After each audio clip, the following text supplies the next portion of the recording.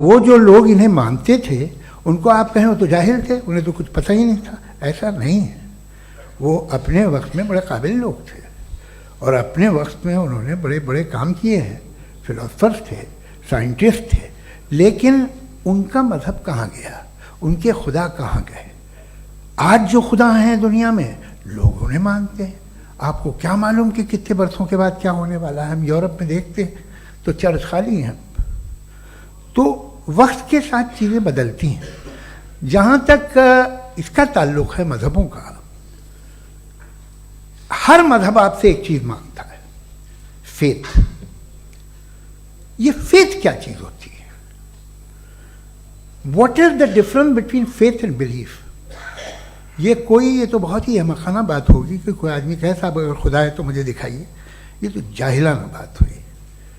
मैंने तो north pole नहीं देखा है, मगर मैं मानता हूँ कि नॉर्थ पोल है। मैं क्यों मानता हूँ? इसलिए कि अगर ये दुनिया राउंड है तो उसका कोई टॉप होगा। कुछ लोग हैं जो वहाँ गए भी हैं, कॉमन सेंस कहता है कि ऐसा होगा, सबूत है, गवाह है, रीज़न है। तो ये मेरा फेथ नहीं है। तो फेथ में और बिलीफ में डिफरेंस क्या है? जो मज़हब मांगता है आपसे, हर मज़हब फेथ मांगता है। फेथ का मतलब ये है कि ना कोई गवाह हो, ना कोई सबूत हो, ना कोई रैशनल हो, ना कोई लॉजिक हो, ना कोई प्रूफ हो, मगर तुम एक बात को मानो। ये है फेथ। वरना बिलीफ होता। अगर इसमें कुछ भी सबूत होते, गवाह होते, तो फिर इसे आप बिलीफ कहते। जैसे मेरा बिलीफ है कि नॉर्थ पोल है, मेरा फेथ थोड़ी है। फेथ इन तमाम शर्तों को रद्द करता है। तो फिर स्टुपिडिटी क्या है? अगर मैं एक बात ऐसी मानूं जिसकी ना कोई लॉजिक है, ना कोई रैशनल है, ना कोई प्रूफ है, ना कोई गवाह है, ना कोई सबूत है, और मैं उसे मानूं, तो ये स्टुपिडिटी हुई। इसे ही भाई कल को मैं यकीन कर लूं कि एलॉन मस्क जो है मेरा भाई है, तो मुझे इंतहाई खुशी होगी, सुकून भी बहुत मिलेगा मुझे। लेकिन और कहे भाई क्यों मानते हो, क्या सबूत है? भाई वो तो अमेरिकन है और तुम तो इंडियन हो, वो तो नस्ल अलग है, तुम्हें कभी मिले भी नहीं। साहब देखिए मेरा फेथ है, इस पर बात ना किया। फेथ का मतलब ही यह है कि आप प्रूव नहीं कर सकते। अगर आप प्रूव कर सकते हो तो फेथ की जरूरत ही नहीं। फिर तो आप बात करेंगे, आप कितनी बहस कर लीजिए। अल्टीमेटली दुनिया का हर मजहब फेथ पे टिका है, और फेथ का मतलब है एक ऐसा यकीन जिसका कोई सबूत, कोई गवाह, कोई रैशनल नहीं। अब आप ये कहें, क्या आप ये क्यों कह रहे हैं कि साहब ये कायनात किसने बनाई? कमाल ये है कि आपने बताया कि एक आइलैंड पे गए और एक बॉल देखी। आपने ये नहीं कहा कि आइलैंड किसने बनाया, आपको सिर्फ बॉल पे हैरत हुई। हमने आइलैंड पे हमने हैरत नहीं की, होते हैं आइलैंड। इसी तरह ये आइलैंड है, सितारे, ये गैलेक्सीज, ये सब आइलैंड हैं खला में। हम उन्हें टेकन फॉर ग्रांटेड लेते हैं, हम पूछते नहीं किसने बनाए। आपने जजीरे के बारे में भी नहीं पूछा है। मेरी पैदाइश कैसे हुई? क्या मैं प्लान पैदा हुआ था? I was plan to be born, या एक लकी स्पॉन था जो किसी एक से चिपक गया? मेरी पैदाइश रैंडम। और इंसाफ जिसे आप कहते हैं, इंसाफ का तो नेचर से कोई वास्ता ही नहीं है। जो आप कहते हैं कि एक दिन इंसाफ मिलेगा, इंसाफ is a human concept. Nature में कोई इंसाफ नहीं। अगर शेर हिरन को खा जाता है तो उसे कोई सजा नहीं मिलती। अगर एक आंधी आती है और हरे भरे पेड़ों को उखाड़ के फेंक देती है तो आंधियों की जेल नहीं होती है। नेचर में इंसाफ नहीं, इसलिए मुझे नेचर को इंसाफ की जरूरत भी नहीं। नेचर तमाम एक है। अब हम कहें कि साहब ये देखिए जो मैंने खाना खाया था, ये मेरी आँख तो नहीं यूँ कर दिया उसे, तो इसे सजा मिलनी नहीं। वो सिस्टम है, ऐसे ही चल रहा है। नेचर बगैर इंसाफ के है। इंसाफ इज अ ह्यूमन कॉन्सेप्ट। तो जो आपसे कहता है कि मैं तुम्हें इंसाफ दूंगा, वो इंसानी जहन की पैदावार है। ये नेचुरल है ही नहीं, ये आसमानी है ही नहीं। नेचर का तस्वुर, इंसाफ का तस्वुर भाई आप साथ मिलते हैं, अब आप लेफ्ट हैंड ड्राइव करते हैं, ये क्या है? तमाम सच, तमाम नेकी, तमाम शराफत लेफ्ट हैंड ड्राइव है। वरना क्या होगा, या तो आप क्रॉस कर देंगे, आपका एक्सीडेंट हो जाएगा, या आप किसी को मार देंगे, या ट्रैफिक जैम हो जाएगा। झूठ, बेईमानी, रिश्वतखोरी, ये तमाम जो है driving on the wrong side है, इसके ऊपर कुछ नहीं। ये तो हमने बनाया, जैसे हमने लेफ्ट हैंड ड्राइव बनाई है। ये कॉन्सेप्ट ऑफ इंसाफ जो है ये हमारा है, इसका नेचर से कोई वास्ता नहीं। शेर खा जाता है हिरन को, उसे जेल होती है क्या? कुछ भी नहीं, है ही नहीं। तो ये जो दुनिया के रिलीजन प्रॉमिस करते हैं आपसे इंसाफ, इसी से मालूम होता है कि ये मैन मेड है। ये तसव्वुर कहीं और का है ही नहीं। जो नेचर है, कुछ लोग कहते हैं नेचर ही खुदा है, तो नेचर में तो इंसाफ नहीं कहीं। और आप वादा कर रहे हैं कि तुम्हें मरने के बाद इंसाफ मिलेगा। मुझे अगर मिलेगा तो मैं बहुत खुश हूँगा, लेकिन मैं यकीन नहीं कर पाता हूँ, इसलिए कि मैं फेथ नहीं पैदा कर सकता। The very fact that religions demand faith, इसका मतलब है कि उनके पास जस्टिफिकेशन नहीं है। अच्छा साहब, फिर रिलीजन अगर मॉडरेशन में है, कोई सा भी नहीं, वो आप में कुछ खूबियाँ भी पैदा करता होगा, देखिए उससे ये फ़ायदा है, वो फ़ायदा है। अल्कोहल जो है वो ज़्यादातर दवाओं में यूज़ होती है, और एक सर्वे किया गया था अमेरिका में कि लॉन्जिटिविटी किन लोगों की है, तो एक तरफ वो लोग थे जो शराब पीते ही नहीं थे, और एक तरफ वो थे जो एक बोतल शराब रोज़ पीते थे। सबसे ज़्यादा लंबी उम्र उनकी है जो 2 पैग नाप के शराब पीते और खाना खाते हैं। मगर हम शराब को बुरा समझते हैं, मैं भी बुरा समझता हूँ। क्यों? ऐसा होता नहीं। कुछ चीज़ों में आदत होती है कि वो बढ़ती है। आज तक में एक आदमी दूध पीता है, आप 10 साल बाद भी मिलेंगे तो एक ही गिलास पीता होगा। ऐसा नहीं होता, सुबह से दूध पीता रहता है। मिल्कोहलिक मैंने नहीं देखे, अल्कोहलिक होते हैं। ये टेंडेंसी है मजहब की कि वो बढ़ता है, जैसे कैंसर बढ़ता है, जैसे शराब बढ़ती है। कुछ लोग होंगे जो उसे सही तरह से यूज़ करते। मुझे यकीन है कि हमारे मुफ्ती साहब भी उनमें से एक हैं, इनसे बहुत खुशी हुई मुझे इनसे मिलकर। लेकिन कितने लोग हैं कि आज आप देखते हैं दुनिया में जो तबाहियाँ हैं, इनमें कितना हाथ है उन लोगों का जो बिलीवर कहते था मजहब ये नहीं कहता, ना कहता होगा, मगर जब ये मजहब पीते हैं तो ऐसे बिहेव करते हैं। थोड़ा सा अगर हो तो शायद बहुत अच्छी बात, लेकिन शराब थोड़ी सी नहीं रहती, उसमें टेंडेंसी है। पहले थोड़ा सा अगर 2-3 कैंसर के सेल हो ना बॉडी में तो आदमी सिम रहेगा, लेकिन वो 2-3 सेल नहीं रहते, वो मल्टीप्लाई होते हैं। जावेद साहब, टाइम पूरा हो गया। टाइम हो गया, तो बस बात खत्म हो गई। अच्छा, मुझे कुछ और कहने को था भी नहीं। जी, मैं पहले जवाबी दौर के लिए इनवाइट कर रहा हूं मुफ्ती साहब को। Your rebuttal round 1, you have 7 minutes.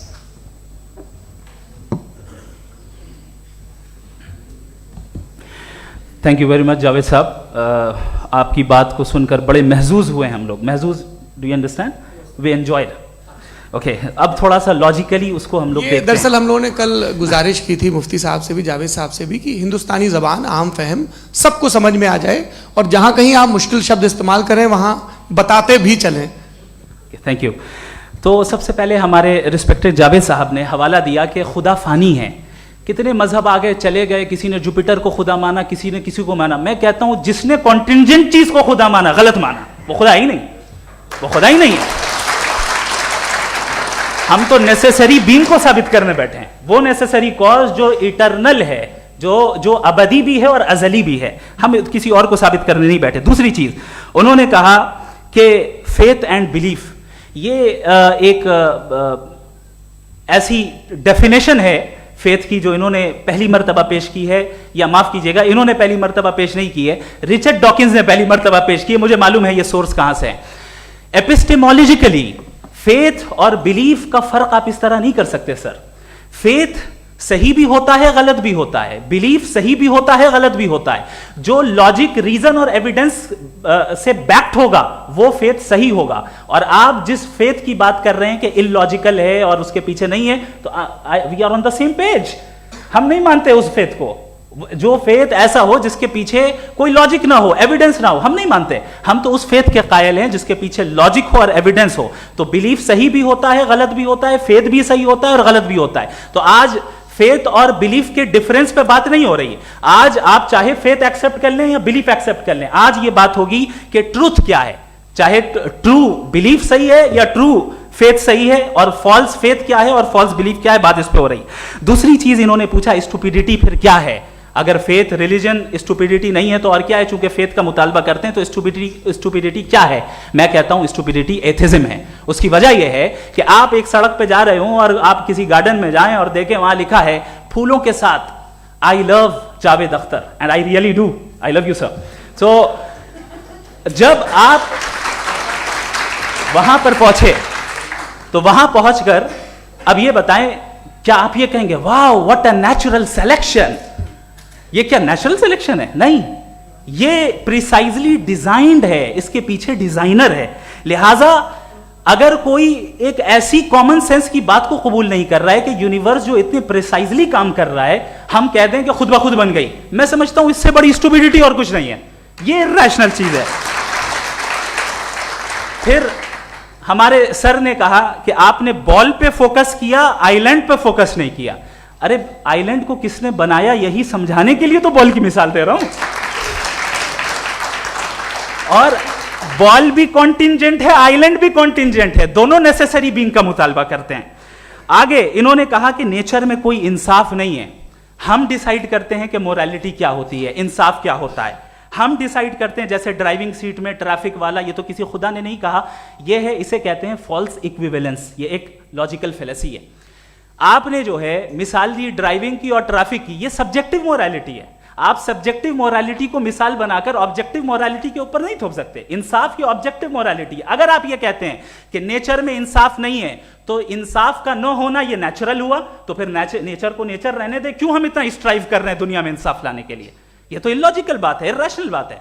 इसलिए बहुत सी चीजें ऐसी हैं जो ऑब्जेक्टिवली जो है इविल या गुड हैं, और बहुत सी चीजें ऐसी हैं जो सब्जेक्टिवली हैं। सब्जेक्टिवली जो मोरल होता है या इमोरल होता है उसको हम सोशल कंसेंसस से या पर्सनल प्रेफरेंस से डिसाइड करते हैं। लेकिन जो ऑब्जेक्टिव मोरालिटी है, जिसमें इंसाफ आया, जो इन्होंने बार बार रिपीट किया, ये ऑब्जेक्टिव है, सब्जेक्टिव नहीं है। अगर आप कहते हैं ये सब्जेक्टिव है तो मेरा सवाल आपसे ये है, क्या सोशल कंसेंसस के जरिए अगर जुल्म को सही करार दे दिया जाएगा तो आप जुल्म को जस्टिफाई करेंगे? दूसरी चीज इन्होंने ये कहा कि 2 पैक शराब पी लें तो वो उतने पे नहीं रहता, बढ़ जाता है। यही मामला मजहब के साथ है। 2 पैक आप पी लें बढ़ेगा। तो ये एक ऐसी मिसाल है, इसको कहीं भी फिट कर लें कि आप एथिज्म पे जब फिट करें, जब आप 2 पैक एथिज्म का लेंगे ना तो वो बढ़ बढ़ के नॉर्थ कोरिया बनेगा। Thank you.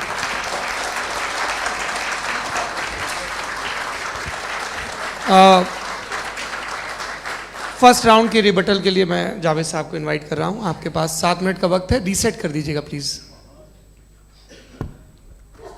मुझे इस बात की खुशी है कि मुफ्ती साहब ने भी मान लिया कि नेचर में कोई इंसाफ नहीं है। तो कोई भी चीज़ जो इंसान ने नहीं बनाई है उसमें इंसाफ नहीं होता है। एक बात मैं आपसे अर्ज़ करूँ, ज़रा पता लगा लीजिएगा, ये जो आप बाग में जाते हैं बेहद खूबसूरत फूल देखते हैं ना, इनमें से कोई नेचुरल नहीं है। ये सारे फूल क्रॉस करके बनाए गए हैं। जो जंगल में फूल होते हैं निहायत मामूली होते हैं। ये फूल इंसानों ने बनाए हैं। जो आप बाग में देख के वाह वाह कहते हैं, ये इंसानों के बनाए हुए हैं। डिफरेंट फूलों को क्रॉस करके, डेवलप करके, फिर क्रॉस करके इस तरह से बनाए गए। नेचुरल फ्लावर नहीं।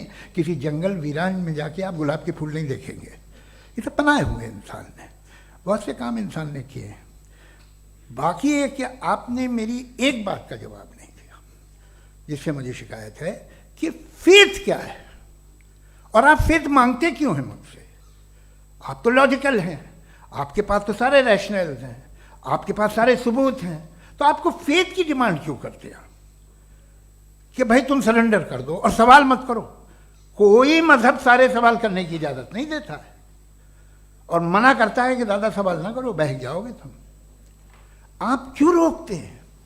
हकीकत ये है कि इंसानी तारीख क्या है। इंसानी तारीख ये है कि दुनिया में दो तरह के लोग हुए हैं। एक वो जिन्होंने अपनी लाइल्मी की परस्तिश की है, दूसरे वो जिन्होंने अपनी इग्नोरेंस या लाइल्मी से झगड़ा किया है और मालूम किया है कि क्या है। ये जो आप कह रहे हैं, आज आप हैरान हैं कि भाई ये यूनिवर्स कैसे बनी। लोग हैरान थे कि सूरज डूबता है तो इधर से कैसे निकलता है। और आप एक कदम जाके हमेशा का मानने को तैयार है, एक कदम पीछे ही मान जाइए। भाई आप इसके बाद जाते हो, कहते सवाल ना करना कि ये कहाँ से आया, ये पावर तो हमेशा से हमेशा रहेगी। तो आप यूनिवर्स के बारे में मानने में क्या तकलीफ है, एक कदम पहले रुक जाइए। ये हमेशा से थी या नहीं थी हमें मालूम नहीं है। और ये कहना कि हमें मालूम नहीं है, कमाल ये है कि दुनिया के सारे मजहब सब जानते हैं ये दुनिया कैसे बनी थी, कैसे मिटेगी, मरने के बाद क्या होगा, इनको सब इल्म है। इनको किसी को डायनासोर होते थे पहले ये नहीं पता था, किसी को नहीं पता। किसी भी दुनिया की मजहबी किताब में डायनासोर का जिक्र नहीं है। लेकिन बाकी सब बातें, how to make universe in 4 easy lessons and बाकी सब पता है। जिसको सब पता है वो गड़बड़ है। हम में ये इंकिसार, ये ह्यूमिलिटी होनी चाहिए कि हम ये कहें कि हमें ये बहुत सारी बातें नहीं मालूम, लेकिन हम उनकी परस्तिश ना करना, अपनी लाइल्मी को की परस्तिश ना करें, हम उसे पता लगाने की कोशिश करें। जिस दुनिया में आप बैठे हैं सर, ये हॉल जो है, ये इलेक्ट्रिसिटी जो है, ये माइक जो है, जिस हवाई जहाज से आप आए थे, वो जिस कार से आप यहाँ आए हैं, ये सब उन लोगों की बनाई हुई है जिन्होंने सवाल किए थे। ये दुनिया जिसमें आप आज आराम से हैं, ये उन लोगों की बनाई है कि जिन्होंने सवाल किए थे। और हर स्टेज पे इन सवालों को मकरूह कहा गया था, गलत कहा गया था। आप जरा तारीख पढ़िए, एक बड़ी दिलचस्प किताब है बर्ट्रैंड रसेल की, जिसमें उसने रिलीजन एंड साइंस कि कब से रिलीजन जो है साइंस के अगेंस्ट है। और हद तो ये है कि भाप के इंजन के खिलाफ थे, स्टीम इंजन के भी खिलाफ थे, और फतवे हुए उन पर, वेटिकन ने दिए। तो ये हमेशा, अभी जैसे ही ये राइट विंगर आते हैं अमेरिका में पावर में, तो वो जो अपना ये क्या बोलते हैं उसे, सीड क्या बोले, सीड क्या जो, हाँ नहीं सीड जो होते हैं जिन पे जी, नहीं भाई, वो जो ह्यूमन बॉडी के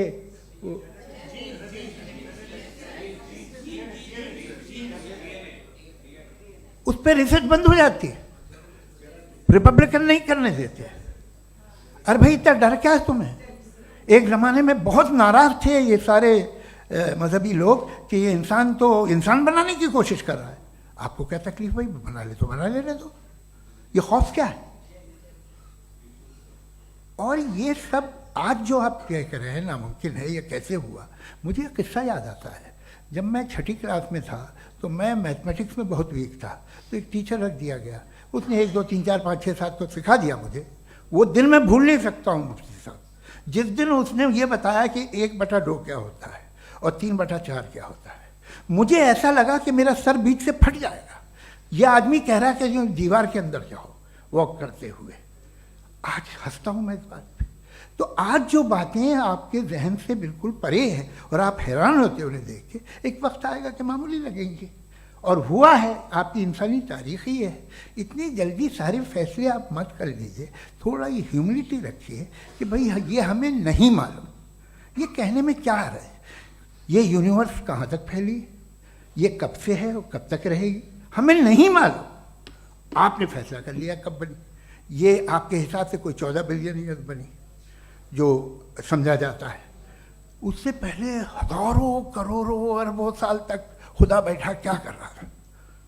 खामोश बैठा था, ऐसे ही जमाइयाँ ले रहा था। फिर उसे आइडिया आया, यार एक काम करते, वक्त अच्छा गुजर जाएगा, यूनिवर्स बनाते। सोचिए, वो तो हमेशा से है ना, मगर यूनिवर्स हमेशा से नहीं है। ये तो बनाई गई है। और उससे पहले क्या था, इनका क्या काम था? कैसी बात है, ये बड़ा आसान है। जो बात हमें आज धीरे धीरे पता चली है, बरसों 2000 और 2500 साल पहले आपको किसी ने बता दिया कि क्या था, आप मान गए, और तब से वही मान रहे हैं जो 2500 साल पहले कहा गया था। सब कुछ बदल गया है, सॉल्व हो रही हैं चीज़ें। अभी साइंस बिल्कुल दावा नहीं करती, या कोई फिलोसफर ये दावा नहीं करता कि हमें सब मालूम, बल्कि वो कहता है कि हमें जितना मालूम होता है उससे ये मालूम होता है कि हमें कितना कम मालूम। तो हम अपनी जहालत से लड़े, उसकी परस्तिश न करें। जी, टाइम है। Thank you so much. मैं तर्कों की श्रृंखला में राउंड 2 के लिए मुफ्ती साहब को आमंत्रित कर रहा हूं। आपके पास एक बार फिर से 7 मिनट का वक्त है। शुक्रिया। जनाब जावेद अख्तर साहब कई मर्तबा दोहरा रहे हैं कि फेथ का मतलब बताइए, फेथ का मतलब बताइए। मैंने बता दिया, फेथ सही भी होता है, गलत भी होता है। और आज हम फेथ पे बात नहीं कर रहे, हम ट्रुथ और डज गॉड एग्जिस्ट पे बात कर रहे हैं। क्या डज गॉड एग्जिस्ट, ये ट्रुथ यानी गॉड है या नहीं है, इसमें से दोनों ट्रुथ क्या है। अब आप उसे फेथ कह लें, बिलीफ कह लें, नॉट माई बिजनेस। उसके बाद आपने कहा कि भाई सवाल करने से मजहब रोकता है।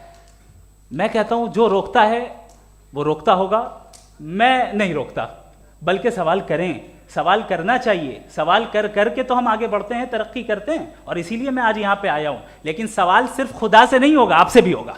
सवाल एथिज्म से भी होगा, सवाल सिर्फ मजहब से नहीं होगा, सबसे होगा। और आज मैं सवाल करूंगा और उम्मीद है कि आप जवाब देंगे। अभी तक आपने वैसे कॉन्टिंजेंसी आर्गुमेंट का कोई जवाब नहीं दिया। चलें, आपने कहा यूनिवर्स के बारे में इटर्नल क्यों नहीं बोल देते। ये चूंकि लॉजिकली पॉसिबल ही नहीं है कि यूनिवर्स इटर्नल हो। यूनिवर्स एक कॉन्टिंजेंट चीज है जो टाइम एंड स्पेस के पाबंद है, टाइम एंड स्पेस से बाउंड है। जो टाइम एंड स्पेस से बाउंड होगा वो कॉन्टिंजेंट होगा, जो कॉन्टिंजेंट होगा वो उसकी बिगिनिंग हुई होगी, जिसकी बिगिनिंग हुई होगी वो इटर्नल नहीं हो सकता। ये तो कॉमन सी बात है। आपने कहा कि किसी मजहबी किताब में डायनासोर का जिक्र नहीं है। अफसोस कि आज तक किसी मैथमेटिक्स के किताब में मुझे डायनासोर का जिक्र नहीं मिला। तो इसका मतलब मैथमेटिक्स की किताब बेकार है? नहीं, उसका वो टॉपिक नहीं है। रेवलेशन का और मजहबी किताबों का टॉपिक ये नहीं है कि आपको आके बताए साइकिल कैसे बनाते हैं, या आकर ये बताएं कि जो है डायनासोर कब था। वो तो मोरालिटी सिखाने आया है, गॉड के बारे में बताने आया, नॉन फिजिकल रियलिटी की हकीकत को सिखाने के लिए आया। रिलीजियन साइंस को रोकता है? नहीं रोकता। अगर रोकता है तो गलत करता है। रिलीजियन साइंटिज्म को रोकता है, जिसमें हमारे जावेद साहब मुब्तला हैं। साइंस और साइंटिज्म में फर्क है। साइंटिज्म यह है कि आप समझें कि साइंस और साइंटिफिक मेथोडोलॉजी ये नॉलेज को हासिल करने का वाहिद सोर्स ऑफ नॉलेज है। यह है साइंटिज्म। हम इसे रिजेक्ट करते हैं। हम साइंस को तो तरक्की करते हैं। भाई आप हमारी पूरी तारीख कर लें, पढ़ लें तो आपको पता चल जाएगा। बहरहाल ये अलग टॉपिक है। उसके बाद इन्होंने एक लफ्ज कहा, वेटिकन ने फतवा दिया। वेटिकन का फतवे से कोई ताल्लुक नहीं है, दोनों कॉन्ट्राडिक्टरी अल्फाज हैं। उसके बाद उन्होंने कहा कि भाई हमें नहीं मालूम। अगर नहीं मालूम तो क्लियरली कह देना कि नहीं मालूम है, इसमें क्या हरज है। तो वही तो मैं कह रहा हूं ना कि आप कह दें कि नहीं मालूम, लेकिन क्लेम क्यों कर रहे हैं कि गॉड एग्जिस्ट नहीं कर रहा है। आप कह दें नहीं मालूम है, हो सकता है हो सकता ना हो, लेकिन आप क्लेम कर रहे हैं। The moment you say God does not exist, this is a claim, and now the burden of proof is upon you too, जैसे हमारे ऊपर है। और क्यों है मैं बताता हूं, क्यों है ये भी मैं बताता हूं।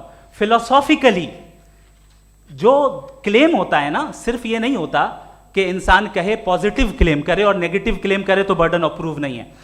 आप मिसाल के तौर पे मैं कहूं कि फुला उस कमरे में कोई नहीं है, मैंने एक नॉलेज का क्लेम किया है। उस कमरे में कोई नहीं है, मैंने एक नॉलेज का क्लेम किया। या तो मैं कहूं मुझे नहीं पता, हो भी सकता है नहीं भी हो सकता है, this is not a claim.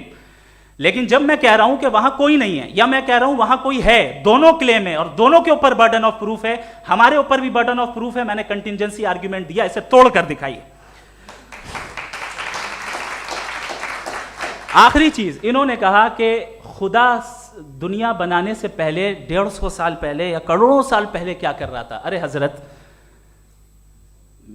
चलें बहरहाल मैं जवाब दे देता हूं। आप हमारे रिस्पेक्टेड पर्सनालिटी हैं, अगर आप नहीं होते तो मैं इसे एंटरटेन ही नहीं करता। टाइम ये 100 साल पहले या 100 साल बाद, पहले बाद में अभी, ये वो अल्फाज हैं जिनका ताल्लुक टाइम से है। टाइम शुरू ही हुआ है यूनिवर्स की बिगिनिंग के बाद, तो उसके पहले खुदा क्या कर रहा था? सवाल इलॉजिकल है, ये फेलेसी है। यानी आप ये कह रहे हैं कि यूनिवर्स के बनने से पहले खुदा क्या कर रहा था? टाइम के बनने से पहले, पहले का ताल्लुक टाइम से, टाइम उस वक्त था ही नहीं, तो ये सवाल ही इनवैलिड है खुदा के ताल्लुक से। दूसरी चीज, आर्ग्यूमेंट ऑफ कंटिंजेंसी जो मैंने आपके सामने पेश की है, आपने बार बार ये प्रूफ किया और ये कह रहे हैं कि गॉड ऑफ गैप्स। देखिए, पहले नहीं मालूम था, साइंस ने कर दिया। सिंपल की मिसाल से मैं समझा देता हूं। जिस गैप्स की आप बात कर रहे हैं ना, साइंस उन गैप्स को जिन चीज के जरिए भी प्रूव करेगा वो कॉन्टिंजेंट ही होगा, अब चाहे वो फोर्स हो, मैटर हो या एनर्जी हो। लिहाजा सवाल हमारा उस वक्त भी वैलिड होगा जब तक कि आप नेसेसरी बीइंग पे ना आ जाएं, और इन्फिनिट रिग्रेस पॉसिबल नहीं है of causes in practical world, तो जाहिर है कहीं रुकना पड़ेगा, जहां रुकेंगे वही खुदा है। दूसरी चीज, आपने ये कहा, क्या कह रहा था मैं, किस पॉइंट को? What? Oh no, after that. Just now. हाँ, जहां रुकेंगे वही खुदा है। बहरहाल, तो टाइम का जिक्र हो गया, गॉड ऑफ गैप, सॉरी, या इसकी एक मिसाल आप ले लें। एक कार है, एक साहब ने देखा कि भाई कार जो है उसके व्हील्स कितने अच्छे लगे हुए हैं, सही जगह पे, स्टीयरिंग जो है कितने अच्छे जगह पे लगी हुई है, और सीट्स कितने वेल डिजाइंड है, कितनी प्रिसाइजली ये कार काम कर रही है, तो जरूर कोई ना कोई इसे क्रिएट किया है, किसी ने क्रिएट किया है। अब जावेद साहब आए और कहे, अरे जनाब बोनेट खोलिए, इसमें इंजन है, इंजन इस कार को चला रहा है, hence prove no one has created the car. This is illogical, this is irrational. आपने इंजन के जरिए उस गैप को तो साबित किया, लेकिन क्या उससे कार की जो क्रिएशन है और उसका जो क्रिएटर है ये इम्पॉसिबल हो जाए? ऐसा पॉसिबल है? उसका सवाल खत्म हो जाए, ऐसा पॉसिबल है? नहीं।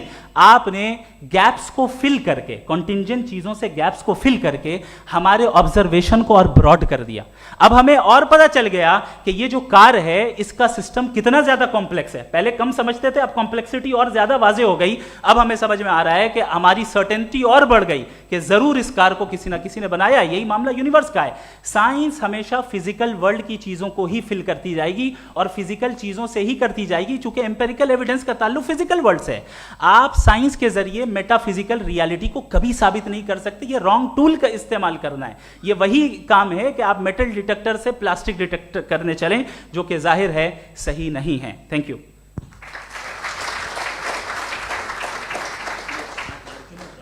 जी, ये आर्ग्यूमेंट का राउंड 2 है। हाँ। 7 मिनट है।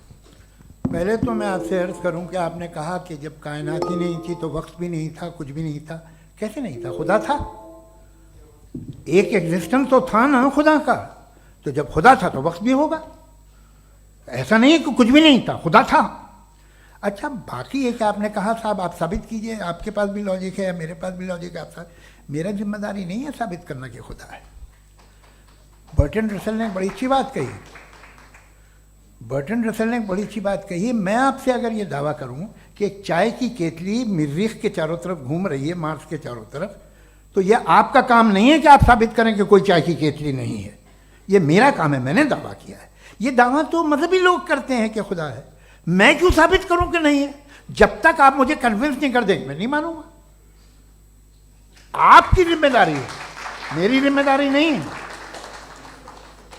दोयम ये कि ये जो आप कह रहे हैं, जो गैप्स हैं, ये गैप जब जब किसी मजहब को चैलेंज करते हैं, जब ऐसा कोई बात आती है तो हंगामा हो जाता है कि जब वो चैलेंज करें किसी फेथ को। ये तमाम साइंस जो है इसे मुख्तलिफ जगहों पे मुख्तलिफ वक्तों में मजहब ने रोकने की कोशिश की है। ये किताब है religion and science, Burton Russell की, पढ़िएगा, अच्छी लगेगी आपको। तारीख ही है साइंस, मजहब की साइंस से उसका यही रिश्ता है। अच्छा, अब ये हम सोचें कि बहरहाल ये वजूद जो है मजहब और ये बिलीव इन गॉड इंसान को बेहतर बना देता है। तो एक काम कीजिए, हिंदुस्तान वर्ल्ड का नक्शा लीजिए और मार्क कीजिए कि रिलीजन कहाँ कहाँ ज़्यादा है, कहाँ कहाँ, चाहे वो लैटिन अमेरिका हो या मिडल ईस्ट हो या फार ईस्ट हो या हिंदुस्तान के वो इलाके जहाँ मजहबियत ज़्यादा है, रख दीजिए नक्शा अलग। अब दूसरा नक्शा कि कहाँ कहाँ नाइंसाफ़ी, रिप्रेशन, औरतों के हुकूक की पामाली, जुल्म, डिक्टेटरशिप कहाँ है, नक्शा एक ही होगा। तो आप मुझे बताएं कि जो इसका तरकीब इस्तेमाल क्या है, खुदा का तरकीब इस्तेमाल तो बताइए। आप छोटी सी दवा सड़क पे बेचते हैं, उसकी भी तरकीब इस्तेमाल बताते हैं। इसके इस्तेमाल से तो फ़ायदा नहीं हुआ किसी को। जो सारे के सारे ख़राब मुल्क हैं, ख़राब समाज है, वो सारे जुल्म खुदा के नाम पे करते हैं। वो गलत करते हैं, सही करते हैं, मुझे क्या लेना देना उससे। इस्तेमाल से मालूम होता ना।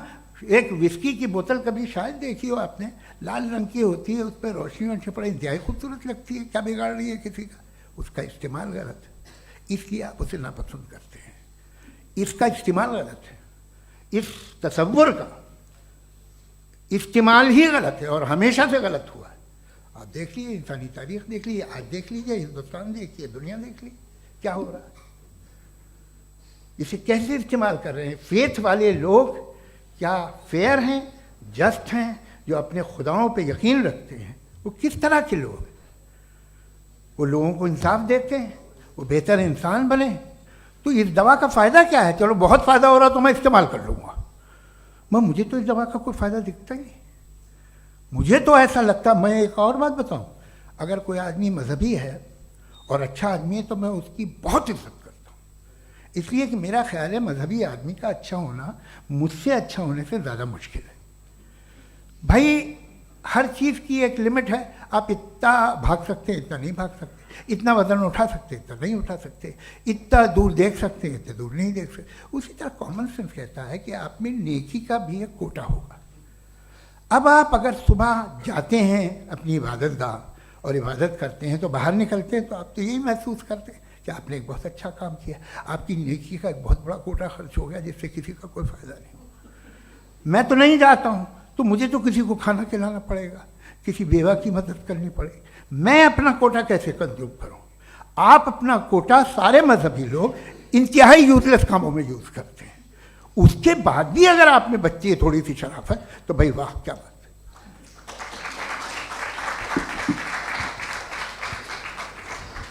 एक तो मुझे ये बात बहुत अच्छी लग रही है कि दोनों ही विद्वान समय को मानते हैं और बहुत समय से अपनी दलीलें और बाज़ दफ़ा समय से पहले अपनी तकरीरें पूरी करके अपनी अपनी कुर्सी पर बैठ रहे हैं। ये इस आर्ग्यूमेंट का राउंड 2 पूरा हुआ। अब रिबटल का राउंड 2 है और उसके बाद क्रॉस एग्जामिनेशन होगा। नहीं, आपका आर्ग्यूमेंट हो गया सर। हमारे यहाँ स्कूल के सिलेबस में पंच परमेश्वर कहानी पढ़ाई जाती है, प्रेमचंद जी की लिखी हुई। आप निश्चिंत रहिए, आपके कोई राउंड में मिस नहीं होने दूंगा। रिबटल का राउंड 2 मुफ्ती शमाइल नदवी साहब।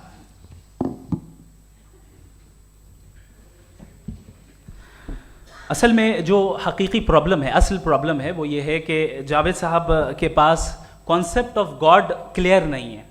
इन्होंने कहा कि कायनात से पहले खुदा तो था, तब भी तो टाइम होगा। ये टाइम कायनात का हिस्सा है।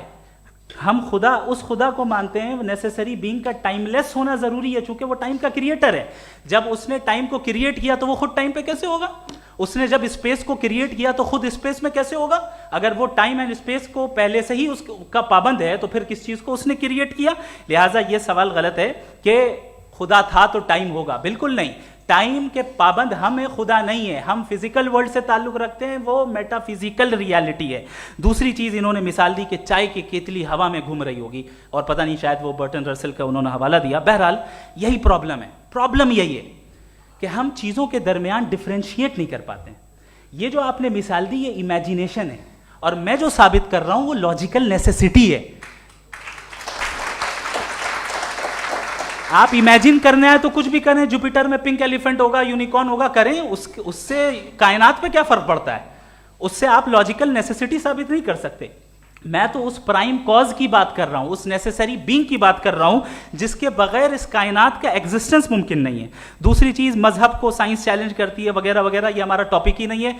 मैं मैं इस पे बात करूंगा तो फिर मेरा वक्त चला जाएगा। मजहब के ऊपर चूंकि हमारी डिस्कशन नहीं है, साइंस को मजहब और बिलखुसूस मैं और हमारा वर्ल्ड व्यू कम अज कम साइंस को पीछे नहीं करता है, साइंटिज्म की मजम्मत करता है। इसकी वजाहत मैंने पहले कर दी। दूसरी चीज इन्होंने कहा वर्ल्ड का नक्शा लीजिए, वर्ल्ड मैप लीजिए, 2 अलग अलग जगह की। हजरत मैंने ये होमवर्क किया था और मैंने मिडिल ईस्ट का एक नक्शा लिया और यूरोप का एक नक्शा लिया, ये मजहबी इलाका और ये लिबरल और एथीस्ट इलाका। मुझे पता चला कि सबसे ज्यादा रेप केसेस जो हैं वहां पर है।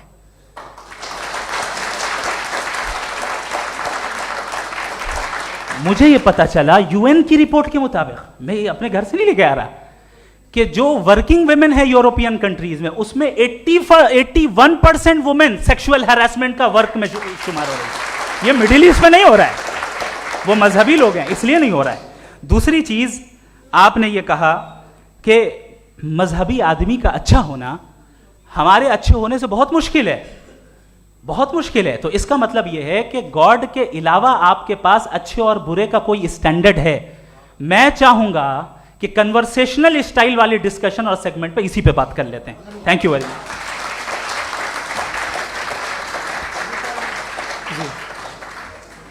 ये रिबटल का राउंड 2 है, आपके पास 5 मिनट का वक्त है और इसके बाद क्रॉस एग्जामिनेशन शुरू करेंगे। आप चाहें तो जो इन्होंने सवाल पूछे उनके जवाब आप रिबटल में भी दे सकते हैं। जी जी, देखिए पहले तो ये बात कि ये मिसाल गलत नहीं है, गलत है। इन्होंने पहले ही हमको डिसार्म कर दिया, कह लिया अकल से मामला सॉल्व नहीं हो सकता, लॉजिक से आप पहुंच नहीं सकते। ये एक मेटाफिजिकल चीज़ है। मेटाफिजिकल अजीब सा लफ्ज़ है, ठीक से किसी को माने नहीं मालूम इसके, तो ऐसा लगता है कुछ बड़ी चीज़ है। अरे भाई क्या होता है मेटाफिजिकल, बताओ, खड़ी हो। ये एक लफ्ज़ है जो कहीं भी इस्तेमाल हो जाता है। जब आप एक बात कर रहे हैं और आप मुझसे बहस कर रहे हैं तो मुझे मेटाफिजिकल मत बताइए, आप लॉजिकली मुझे प्रूव किए। और अगर लॉजिकली आप नहीं बात करते साहब ये मेटाफिजिकल है, तो फिर हम आप बात क्या कर रहे हैं? मेरा आपका किस ज़बान में कॉन्वर्सेशन हुआ? और ये कहना कि वक्त पहले नहीं था, तो फिर क्यों कहते हैं ये हमेशा से और हमेशा रहेगा? हमेशा वक्त है, तो आप कैसे कहते हैं वो हमेशा से है और हमेशा रहेगा? हमेशा का मतलब है कोई वक्त, अगर वक्त ही नहीं है तो हमेशा कैसे? बाहर वो रहेगा। अब मैं ये देखता हूँ, आपने कहा ना कि वहाँ रेप ज़्यादा होते हैं, तो हम एक बात देखते हैं कि दुनिया जिस पे वो कादर मुतलक है, जिसकी मर्ज़ी के बगैर पत्ता भी नहीं हिलता, ओमनीपोटेंट है, ये दुनिया चल कैसे रही है? और इस दुनिया का हाल क्या है? 45,000 बच्चे जो 10 साल की उम्र से कम थे वो गाजा में मरे। भूख से काला हांडी में बच्चे मरते हैं और डिप्थेरिया से मरते हैं। डिप्थेरिया अजीब मर्ज है, गले में जाली बनना शुरू होती है, बच्चा नीला हो जाता है, गरीब का बच्चा, इसलिए कि उपास इलाज में। ये कादर मुतलक है, जो चाहे कर दे। इससे आप दुआएं मांगते हैं हमारी, ये काम कर दे वो कर दे, तो इसका मतलब डे टू डे लाइफ में वो इंटरफेयर करता है और ये देख रहा है वो। अगर वो वाकई भी है फॉर डिस्कशन सेक, तो मैं जब दुनिया देखता हूँ तो मेरे दिल में उसके लिए कोई इज्जत नहीं पैदा होती। ये क्या कर रहे हो तुम पूरे ऑल पावरफुल हो, ओमनीपोटेंट हो, ओमनी प्रेजेंट हो। तुम तो वहाँ गाजा में रहे होगे ना, तुम हर जगह हो। तुम देख रहे थे कि बच्चे की कैसे धज्जियाँ उड़ रही, तुम देख रहे थे और तुम चाहते हो मैं तुम्हारी परस्तिश करूँगा, तुम हो भी। अरे यार, इससे अच्छे तो हमारे चीफ प्राइम मिनिस्टर हैं, कुछ तो ख्याल करते हैं। कमाल है, आप किसकी इबादत कर रहे हैं? अगर वो है भी, ये दुनिया नाइंसाफी से, जुल्म से, जबर से, तशद्दुद से भरी हुई। और आप ये मत कहिएगा कि वो देख रहा है और वो बताएगा एक दिन। अगर वो देख रहा है और इंटरफेयर नहीं करता तो आप दुआ क्यों मांगते? आप कहते हैं मेरा ये काम करा दे, इसके मतलब है वो दखल दे सकता है, वो आपको नौकरी दिलवा सकता है, भले दूसरे आदमी को न मिले, मगर आपका काम कर देगा चूंकि आपने दुआ मांगी है। तो जब वो आपको नौकरी दिला सकता है, लड़की की शादी कर सकता है, बेटे को ग्रीन कार्ड दिलवा सकता है, तो कम से कम ये जो मर रहे हैं बच्चे, इनको रोक दे, कुछ तो करे। मुझे तो दुनिया में, इस दुनिया का कोई मालिक है, इसका ओमनीपोटेंट कोई रूलर है और ये दुनिया ऐसी चल रही है। मैं तो चाहूँगा कि भाई ना हो, अगर हो तो बड़ी शर्मिंदगी की बात है। शुक्रिया।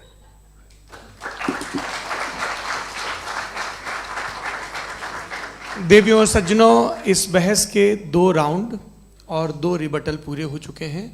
अब सबसे ज़रूरी और सबसे मुश्किल राउंड शुरू हो रहा है, क्रॉस एग्जामिनेशन का। अब इन विद्वानों की सज्जनता की एक परख भी होगी और वक्त हमने 16 मिनट का तय किया है। पहला सवाल आप पूछना चाहेंगे? जी बिल्कुल। पहले बोले भी आप माइक ले लीजिएगा हाथ में, ये नीचे से होना चाहिए। जी मैं बोलता हूँ, ये डायस हटा सकते हैं क्या हम थोड़ा क्विकली? डायस पीछे कर दीजिए बस थोड़ा सा, है, ताकि ये जो दाएं बाएं लोग बैठे हैं इसे हटा ही दीजिए। अब हम वहाँ तो जाने वाले नहीं, आराम से आराम से। दोनों तरफ से हटा दीजिए।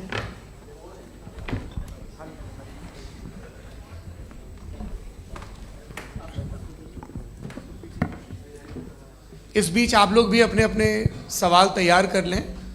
ये ध्यान रखेंगे कि मैं यहाँ से सवाल लूँगा, आप लोगों को अपना हाथ ऊपर करना है, अपना नाम बताना है और अधिकतम 3 वाक्यों में अपना सवाल पूरा करना है। कई लोग सवाल की जगह भाषण देने लगते हैं, उससे आज बचना है। जी मुफ्ती साहब, पहला सवाल आपका, 16 मिनट हैं, हम दोनों लोगों के सवाल लेंगे। जी जी बहुत शुक्रिया। आपकी जो अभी बात हुई बहुत अहम थी, मैं इसको चाहूँगा कि आगे डिस्कस करूँ, लेकिन चूँकि अभी ये वो सेगमेंट है क्रॉस एग्जामिनेशन, तो सबसे पहला सवाल आपसे ये है कि जो मैं इतनी देर से कॉन्टिंजेंसी आर्ग्यूमेंट आपको बता रहा था, ये अकल से ही बता रहा था हजरत, आप ये बताएं कि आप इन्फिनिट रिग्रेस ऑफ कॉजेस को पॉसिबल मानते हैं या नेसेसरी बीइंग के एग्जिस्टेंस को सही समझते हैं? क्योंकि 2 ही ऑप्शन हो सकता है, आप ये बताएं। देखिए, आपको मैं ईमानदारी से बात करूं, एक तो मैं कॉन्टिजेंसी वर्ड ठीक से समझता नहीं, और इस वक्त भी जो आपने अंग्रेजी के अल्फाज इस्तेमाल किए वो ज़रा थोड़े से मुझे डिफ़िकल्ट और कॉम्प्लिकेटेड लगे, तो आप ज़रा सिंपल ज़बान में सवाल कर सकते हैं? बिल्कुल कर सकता हूँ। जी। यूनिवर्स की हर चीज़ कॉन्टिंजेंट होने का मतलब ये है कि वो अपने एग्जिस्टेंस में किसी के ऊपर डिपेंडेड है। जो भी चीज़ डिपेंडेड होगी वो चीज़ इंडिपेंडेंट नहीं हो सकती, तो उसका कोई ना कोई कॉज होगा। तो अब आप क्या समझते हैं कि ये इन्फिनिट रिग्रेस है, यानी कॉज पर कॉज, कॉज पर कॉज, कॉज पर कॉज, और कभी कोई यानी ये एंडलेसली चलता रहा? क्योंकि अगर ऐसा होगा तो हम तो एग्जिस्टेंस में आते ही नहीं। लॉजिकली ये मुत्तफक अलैह चीज़ है, मुत्तफक अलैह, अग्रीड अपॉन। ओके, इस पे हमने एग्री किया था कि मुश्किल शब्द आएगा तो अर्थ बताना पड़ेगा। तो इन्फिनिट रिग्रेस तो पॉसिबल नहीं है, तो कहीं ना कहीं आपको रुकना पड़ेगा ऐसे नेसेसरी बीइंग पर। नहीं, कोई ज़रूरत नहीं रुकने की। किसने कहा आप रुकना पड़ेगा? आप रुकते हैं खुदा पे, आप नहीं रुकते। आप कहते हैं वो हमेशा से, जब उस वक्त से है जब वक्त नहीं था। आप कहाँ रुकते हैं कि अब हुआ था वो? आप नहीं कहते। हम क्यों नहीं मान सकते कि यूनिवर्स जो है और बल्कि मल्टीवर्सेस जो है वो हमेशा से हैं, वो बनती है, बिगड़ती है। एक हमारे यहाँ एक चीज़ है ब्लैक होल, वो समेट लेता है वापस, फिर ब्लास्ट होता है, फिर फैल जाता है। और इसमें हमारी तो खैर कोई औकात ही नहीं है। इंसान की एक छोटे से ज़र्रे पे हम 50-60 साल की उम्र रखते हैं, जो करोड़ों अरबों साल की कायनात है उसमें, और पैदा भी नहायत ही बेहुदा वजह से हुए थे। तो इसमें ये सोचना कि इसकी वजूहात और ये क्यों है, ये डिपेंडेंट है, ये हम देख रहे हैं, क्या मालूम। आप सोचिए कि ये जो फैल रही है कायनात, ये कहाँ फैल रही है, ये कहाँ जा रही है, और ये फैल क्यों रही है? अरे बना ली थी तुमने, रुको भैया, हाँ काफ़ी है। ये फैल क्यों रही है? ये और कौन सी कायनात जिसे मैं दूरबीन से देखता हूँ तो 2 बिलियन लाइट ईयर पे है, उससे मेरा कोई वास्ता ही नहीं है। 2 बिलियन ईयर यानी अगर मैं 80,000 माइल्स पर सेकेंड से चलूँ तो 20 करोड़ साल में वहाँ पहुँच जाऊँगा। इसकी ज़रूरत क्या थी? ये दुनिया, ये कायनात तो इंसान अशरफुल मखलूक़ात के लिए बनाई गई ना। तो ये सब ये टर्म समझ में नहीं आया, इसमें कोई ख़ास समझने वाली बात थी भी नहीं। ये जो अल्टीमेट कहा यह जाता है कि ये जो पूरी यूनिवर्स है, ये जो दुनिया है, ये इंसान के लिए बनाई गई। अच्छा, ये सब इंसान के लिए। क्यों साहब, सही है ना? बिल्कुल, लेकिन इसका ये मतलब नहीं कि किसी चीज के पीछे रीजन आपको नहीं पता तो रीजन नहीं है, इसे कहते हैं नहीं नहीं argument from नहीं, नहीं, limited मुझे perspective। मुझे मुझे नहीं पता, लेकिन मेरी जिम्मेदारी नहीं है। वो बिल्कुल सही कहा था उसने, बर्टन रसल ने। आपने उसे मजाक में टाल दिया कि भाई आप एक दावा कर रहे हैं, मैं क्यों कहूं कि ये गलत है दावा? आप प्रूफ कीजिए, मेरे पे जिम्मेदारी ही नहीं है, मैंने थोड़ी कहा है। आप प्रूफ कीजिए कि ये सही है। आप आर्ग्यूमेंट ऑफ आप कंटिजेंसी का जवाब कोई ही नहीं दे सवाल रहे हैं। पूछना चाहेंगे? है? आप सवाल पूछना चाहेंगे मुफ्ती साहब से? क्योंकि ये क्रॉस एग्जामिनेशन का दौर है। आप जैसे पहले बोल रहे थे फेथ को लेके कुछ। मैं ये पूछना चाहूँगा कि खुदा ने जो भी रेवलेशन किए हैं, एक मज़हब के नहीं बहुत से मज़हबों में किए हैं, अलग अलग रेवलेशन है। कहीं कुछ एक बातें हैं, कॉन्ट्रडिक्शन भी है आपस में, कहीं कुछ आप कर सकते हैं, कहीं कुछ नहीं कर सकते। ऐसा नहीं है कि सबकी कोड ऑफ मॉरल एक है। तो ये किस्सा क्या है? अब आप ये देखिए कि मुझे कभी कभी लगता है कि ये जो फुटबॉल फाइनल होता है, लाखों लोग होते हैं, फिर वो टीवी कवर करती, करोड़ों लोग, अगर उसमें खुदा की एक बूमिंग आवाज़ आ जाती, मैं गॉड हूँ, तो सारे लोग अभी सुन लेते और टीवी पे भी सुन लेते, किस्सा खत्म होता। ये इतनी राजदारी क्या है कि तुम सामने कुछ तो सबूत दे दो हमें सॉलिड। ये कह साहब ये यूनिवर्स कैसे बनी, इससे मसला क्या हल होगा? मैं पूछूंगा आपसे खुदा कैसे बना? क्यों नहीं पूछूंगा कैसे बना? बल्कि वो तो कायनात से कहीं ज़्यादा इंटेलिजेंट है, कायनात से कहीं ज़्यादा कॉम्प्लेक्स। जी वो हमेशा से है। आप कहेंगे मैं मान लूँगा। अच्छा, दोयम वो कादिर मुतलक, यानी कादिर मुतलक का मतलब ओमनीपोटेंट, वो जो चाहे कर सकता है। आपको नौकरी दिलवा सकता है, आपकी अच्छी जगह शादी करवा सकता है, आपके पड़ोसी का मुकदमा हरवा सकता है, आपको जिता सकता है, सब काम करता है। थोड़ा सा माइक क्लोज जी। वो इस दुनिया को चला कैसे रहा है? ये दुनिया कैसे चल रही है? आपको इस पर हैरत नहीं होती? या क़यामत के बाद कभी एक जस्टिस होगा, जब ये बच्चा मर चुका होगा जिसकी धज्जियाँ उड़ गई बम से, इसको इंसाफ मिलेगा तब? अच्छा, अब जवाब दूं? हाँ जी दीजिए। मैं वही इसीलिए आपकी तरफ आता। सबसे पहले आपने रेवलेशन और स्क्रिप्चर्स की बात की, इस पे मैं बात कर सकता हूं लेकिन आज नहीं करूंगा चूंकि वक्त कम है, कभी और इस पे डिस्कस करेंगे। मैं तैयार हूं उस पे भी बात करने के लिए। ये क्योंकि अभी हमारा से topic- राउंड 2 की भूमिका तय हो रही है। Does God exist round 2? जी। चूंकि आज गॉड के एग्जिस्टेंस पे बात है तो मैं उसी के रिलेटेड जो है आपके सवालात को एंटरटेन भी करूंगा और मैं भी पूछूंगा। आपने कहा कि आपने साबित ही नहीं किया, जबकि आर्ग्यूमेंट ऑफ कॉन्टिजेंसी बुनियादी आर्ग्यूमेंट है। आप मुझे कॉन्टिजेंसी का मतलब बताइए, आपका मतलब क्या कॉन्टिजेंसी? कॉन्टिजेंसी का मतलब यह हुआ कि हर वो वजूद जो किसी भी चीज का पाबंद है, हर वो वजूद या हर वो चीज जो अपने एग्जिस्टेंस में किसी भी चीज के पाबंद है और उससे बाउंड है, उसको उसकी जरूरत है, उस पर डिपेंड करती है, तो जाहिर सी बात है कि उसका कोई ना कोई कॉज होता है। ये तो अक्ल की बात है। ये आप रीजनिंग की बात करते हैं, मैं वही कर रहा हूं। दूसरी चीज आपने ये बात कही कि इतने बिलियन लाइट ईयर्स दूर है, उसका मेरा क्या लेना देना। फिर मेरे ख्याल से आपको ये नहीं कहना चाहिए I think therefore I am an atheist. आपको सोचना चाहिए। सिर्फ आप एक लिमिटेड दायरे में रहकर नहीं सोचें, बल्कि बाहर निकलकर सोचें। आपने तीसरा सवाल किया, आपने सर, 2-3 सवाल एक साथ किए। ऐसी बातें ना कीजिए, कुछ लोगों को इतराज हो जाएगा आप पे कि आप कुछ भी सोचिए। ये इजाज़त आपको है नहीं, मुझे है।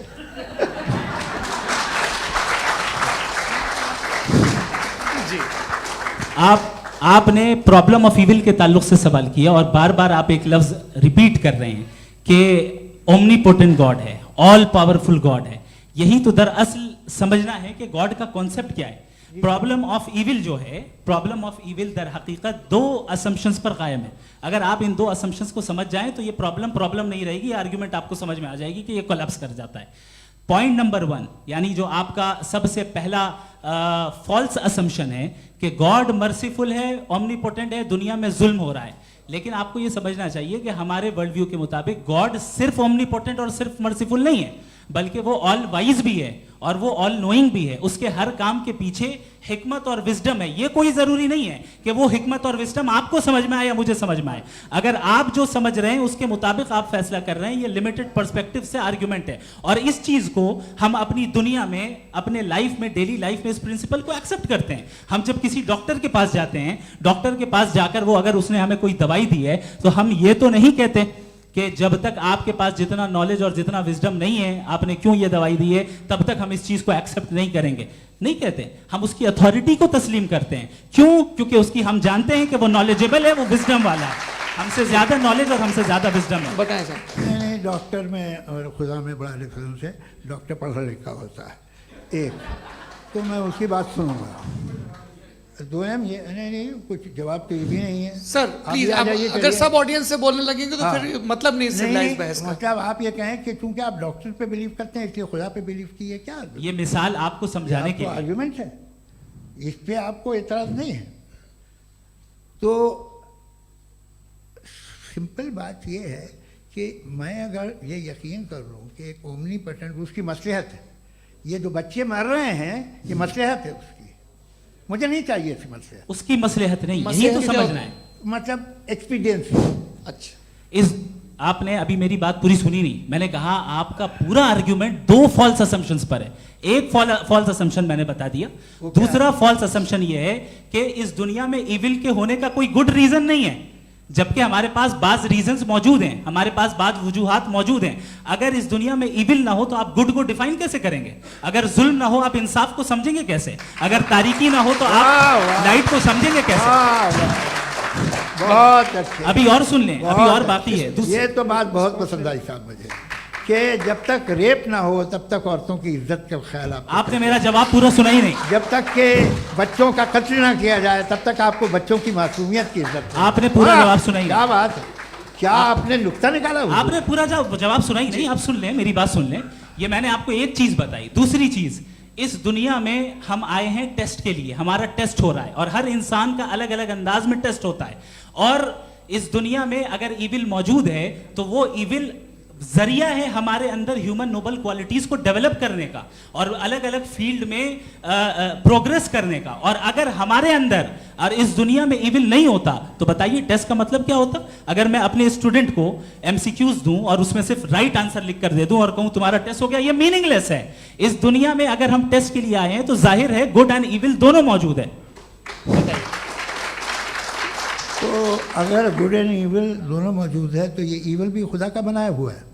जी हाँ, खुदा का बनाया हुआ है। लेकिन अच्छा, चलो अच्छी बात। जी बिल्कुल, तो बिल्कुल खुदा ने बनाया। अभी तो ये है कि जो मेजॉरिटी है दुनिया में वो इविल है, तो ये खुदा एक्चुअली इविल के साइड पे लग रहा है मुझे। बिल्कुल भी नहीं, मैं बताता हूं। मेजॉरिटी में तो वो है। क्या बात कर रहे हैं भाई आप? मैं बहुत कोई भी जो मुंसिफ होगा, चाहे आपका अपना घर हो जिसके आप सबसे बड़े हैं, चाहे आपकी ऑर्गेनाइजेशन हो जो आप चलाते हैं, वहां पर आप इविल रखेंगे साबित करने को कि बाकी लोग शरीफ हैं। मेरी बात सुन क्या लें। ये आर्ग्यूमेंट ही गलत है? अगर कि जब तक के कोई इविल नहीं होगा तब तक के शरीफ आदमी शरीफ नहीं लगेगा। अगर एग्जामिनर गलत ऑप्शन दे रहा है तो एग्जामिनर इविल नहीं हो गया, जो गलत ऑप्शन को सेलेक्ट कर रहा है वो फेल होगा। क्रिएटर ने इविल को बनाया है लेकिन वो इविल नहीं है। अच्छा सुनिए मेरी बात, हाँ। Let me complete sir. जी जी। क्रिएटर ने इविल को बनाया है टेस्ट के लिए, वो इविल नहीं है। इविल वो होगा जो उसे इख्तियार करेगा। छुरी को बनाने वाला गलत नहीं होता है, छुरी का गलत इस्तेमाल करने वाला गलत होता है। रेप को कैसे गलत इस्तेमाल करते हैं? रेप इंसान के फ्री विल का नतीजा है। ये रेप कैसे गलत इस्तेमाल होता है? ये मुझे अब सुन लें, अब सुन लें। गलत इस्तेमाल होता हाँ मैं बता रहा हूँ रेप कैसे गलत ना, मैं बता रहा हूँ जी। कि जो इविल इस दुनिया में मौजूद है उसके कई सारे तरीके हैं। एक तरीका इंसान का अपना फ्री विल है। अब अगर कोई रेपिस्ट रेप कर रहा है तो इसका गॉड का कसूर नहीं है, वो अपने फ्री विल का गलत इस्तेमाल कर रहा है, उसको सजा मिलनी चाहिए। अच्छा। और उसी के लिए जहन्नम बनाई गई है। ये फ्री विल का भी बड़ा चक्कर। आप जब कोई बुरा काम करते हैं या कोई बुराई होती है तो ये कहा जाता है कि ये फ्री विल है। 7 billion free wills are moving on this planet. 7 billion free will. और एक आदमी अपनी फ्री विल से मुझे कत्ल कर दे तो मैं खुदा की मर्जी से मरा हूँ कि इसकी फ्री विल की वजह से? मेरी मौत खुदा के हाथ है या ये फ्री विल वाले के हाथ है? खुदा ने फ्री विल का निजाम बनाया है और उस निजाम का गलत इस्तेमाल करके कोई आपको मार रहा है, इस्तेमाल करके मेरा कत्ल कर देता है। अब मेरी मौत का जिम्मेदार कौन है? वो इंसान जिम्मेदार है। वो इंसान। जी। तो ये कहना कि और उसको सजा मिलेगी। तो अब आप आगे चलिए कि ये तय करना कि अल्लाह ही या खुदा, अल्लाह ने खुदा ही जिंदगी देता है, खुदा ही मौत देता है, ये गलत है। बिल्कुल गलत नहीं है। हाँ, नहीं, निजाम उसी ने बनाया फ्री विल का, निजाम मौत और हयात का उसी ने बनाया। You are contradicting yourself. अभी आपने कहा कि एक आदमी ने फ्री विल से आपको मार दिया, इसमें उसे फ्री विल दी गई थी, उसने गलत इस्तेमाल किया। 7 billion free wills are moving on this planet, और आप चाह रहे हैं कि मैं सिर्फ खुदा का ध्यान करूं। ये 7 बिलियन फ्री विल्स को मुझे लुक आफ्टर करना पड़ेगा कि नहीं? ये तो तबाहियां कर रही हैं, और तबाहियां ज़्यादा हो रही हैं। बिल्कुल। तो अगर आप बताएं अगर खुदा नहीं है फॉर एग्जाम्पल, हाँ। तो आप इविल को कैसे डिसाइड करेंगे? यानी how can you define evil objectively without God? देखिए, दुनिया में 2 तरह के जानवर हैं, एक जो अकेले रहते हैं जंगल में, और एक जो ग्रुप्स में रहते हैं। ग्रुप में जो भी रहेगा, चाहे वो आपका फाउंडेशन हो, चाहे कोई क्लब हो, चाहे कोई पॉलिटिकल पार्टी हो, चाहे कोई यूनिट हो, उसमें आपको इंटरैक्ट करने के रूल बनाने पड़ेंगे। यानी लोग तय करेंगे। लोग तय करेंगे। अगर लोगों ने यह तय किया कि किसी का रेप करना सही है, आप जस्टिफाई करेंगे? नहीं, आपका फाउंडेशन तो ये हो गया ना कि लोग इविल डिसाइड करेंगे। नहीं, अरे दुनिया में ऐसे ग्रुप्स हैं जो रेप को जायज़ मानते हैं सर्टेन हालात में। मैं डिटेल में नहीं जानूंगा, आप भी जानते हैं। ये जो आईसिस वाले थे, इन्होंने क्या किया था, तो उन्होंने क्या किया उसका खुदा से कोई ताल्लुक नहीं है सर। मैंने सिंपल सवाल किया कि इविल को आप डिफाइन करते कैसे हैं? आइए वापस आइए जी। आप साथ में तभी रह सकते हैं जब कुछ आप ऐसे उसूल डेवलप करें जिसमें हर एक का बेसिक तहफ़्फ़ुज़, हर एक का बेसिक राइट हो, और हर एक को कोई आराम मिले। यही तरीक़ा है किसी भी ऑर्गेनाइजेशन जिसमें एक से ज़्यादा लोग हैं और वो ऐसे चलती है ज़िंदगी। उसमें अगर आप गड़बड़ करेंगे तो तबाही होगी, नुकसान होगा, बर्बादियाँ आएंगी। और अगर उसमें आप घर ले लीजिए ना, एक हस्बैंड है, एक वाइफ है, बच्चे हैं, वालदा भी हैं, 2 बहनें भी हैं, एक भाई भी है। अब इसमें कोई निज़ाम आपको चाहिए साथ में रहने का, और एक दूसरे पे भरोसा रहे, एक दूसरे के बहीख्वाह हों, एक दूसरे की मदद करें, ऐसी जिंदगी। सर आपकी बात आ गई। आप ये कह रहे हैं कि लोग डिसाइड करेंगे क्या सही है क्या गलत है, यही है? मेजॉरिटी डिसाइड करेगी क्या सही है क्या गलत है? अरे भाई बिल्कुल। मेजॉरिटी अगर ये कहे कि नाजी जर्मनी के साथ जिस तरह मेजॉरिटी थी कि जेनोसाइड करना सही है, आप जस्टिफाई करेंगे? उस वक्त आपका ये सवाल सिर्फ उसके बाद क्लोजिंग। हाँ, उस वक्त प्लेनेट पे जो लोग थे, उनमें कितने लोग हिटलर को सही समझते? अच्छा, प्लेनेट की मेजॉरिटी तय करेगी, सोसाइटी की नहीं। प्लेनेट की मेजॉरिटी गॉड के एग्जिस्टेंस को सही मानती है, आप क्यों नहीं मानते? ये हेलो ये क्रॉस क्वेश्चन का राउंड यहाँ पर समाप्त होता है। और ये बड़ा अच्छा है कि इस तरह से फ्रेगमेंट कर दिया गया है ताकि जो मरकरी ऊपर जा रहा है नीचे जवाब दे दूं जी। प्लेनेट की ज़्यादातर मेजॉरिटी कुछ दूसरे मजहबों के खुदा को मानती है। आप उन्हें क्यों नहीं? आप तो मेजॉरिटी की बात कर रहे हैं। अच्छा, ये क्लोजिंग आप ये कह रहे हैं इविल और गुड को डिसाइड मेजॉरिटी करेगी। मेजॉरिटी जो कर दे वो सही हो जाएगा। क्लोजिंग इसको जैसा आप ही लोगों ने तय किया है उसी फॉर्मेट को फॉलो कर लेते हैं। हाँ भाई, मैंने तो भले लोगों पे एतबार किया और तब मॉडरेशन तय किया। जी, आपके पास 5 मिनट का वक्त है, क्लोजिंग आर्ग्यूमेंट है, उसके बाद हम ऑडियंस से क्वेश्चन आंसर लेंगे जावेद साहब की क्लोजिंग आर्ग्यूमेंट के बाद। ओके, बहुत शुक्रिया जी। हमारा जो टॉपिक है डज गॉड एग्जिस्ट, मैं इस पे इतने एकेडमिक तैयारी करके आया था। मुझे था कि मैंने सोचा था कि कई सारे मैं आर्ग्यूमेंट्स दूंगा, लेकिन वक्त की भी किल्लत और जावेद साहब बार बार इधर उधर चले जा रहे थे तो उसको भी थोड़ा एंटरटेन करना पड़ गया। डज गॉड एग्जिस्ट पे मैं एक ही आर्ग्यूमेंट दे पाया। आर्ग्यूमेंट्स बहुत हैं और डेफिनेटिव आर्ग्यूमेंट्स हैं, और मेरे आर्ग्यूमेंट को किसी एक राउंड में भी इन्होंने एंटरटेन नहीं किया और रेफ्यूट नहीं किया। एक राउंड में भी नहीं, एक राउंड में भी नहीं। और ना ही अभी आपका क्लोजिंग आर्ग्यूमेंट आएगा, नहीं वो बता देना। Argument of contingency sir. अरे मैं आपसे कई बार कह चुका हूं कंटिजेंसी का मतलब अब मैं कैसे समझाऊं आपको? आपस में हाँ, आप और कितने आसानी से समझाऊं मैं? मुझे तो नहीं समझ में आ रहा है। आप अपनी आर्ग्यूमेंट ऑफ कंटिजेंसी उर्दू में बोल सकते हैं। हाँ, आप अपनी बात पूरी कर लें जी, आखिरी 4 मिनट। दूसरी चीज, just a minute please ma'am, can I talk? दूसरी चीज ये है कि आपने एक तो इसका जवाब नहीं दिया, दूसरा आपने गॉड के ना होने पर कोई डेफिनेटिव आर्ग्यूमेंट नहीं दिया, सिर्फ मजहब पे बात कर रहे हैं आप। मजहब तो आज हमारा टॉपिक ही नहीं था। आज तो हमारा टॉपिक हो, आप मजहब से ले लेकर आईएस तक चले गए, भाई हमारा क्या ताल्लुक है उससे? We condemn them. और उसका गॉड से क्या ताल्लुक है? अगर कोई गलत काम कर रहा है, किसी ने किसी को कत्ल किया, किसी ने किसी का रेप किया, उसको सजा मिलनी चाहिए। और आपके पास कोई भी rational strong foundation of morality नहीं है। आपने कहा कि मेजॉरिटी तय करेगी सोसाइटी की, वो सही होगा। मैंने कहा हिटलर को फिर आप सही कहेंगे, नहीं नहीं नहीं नहीं, प्लैनेट की सोसाइटी की मेजॉरिटी तय करेगी। तो प्लैनेट की मेजॉरिटी गॉड के एग्जिस्टेंस को मानती है, आप कह रहे हैं ये रिलीजियस है। तो यानी आपके पास कोई स्ट्रॉन्ग फाउंडेशन नहीं है ऑब्जेक्टिव मोरालिटी का। ऑब्जेक्टिव मोरालिटी का अगर कोई फाउंडेशन है तो वो सिर्फ गॉड है, गॉड है, गॉड है। थैंक यू जी।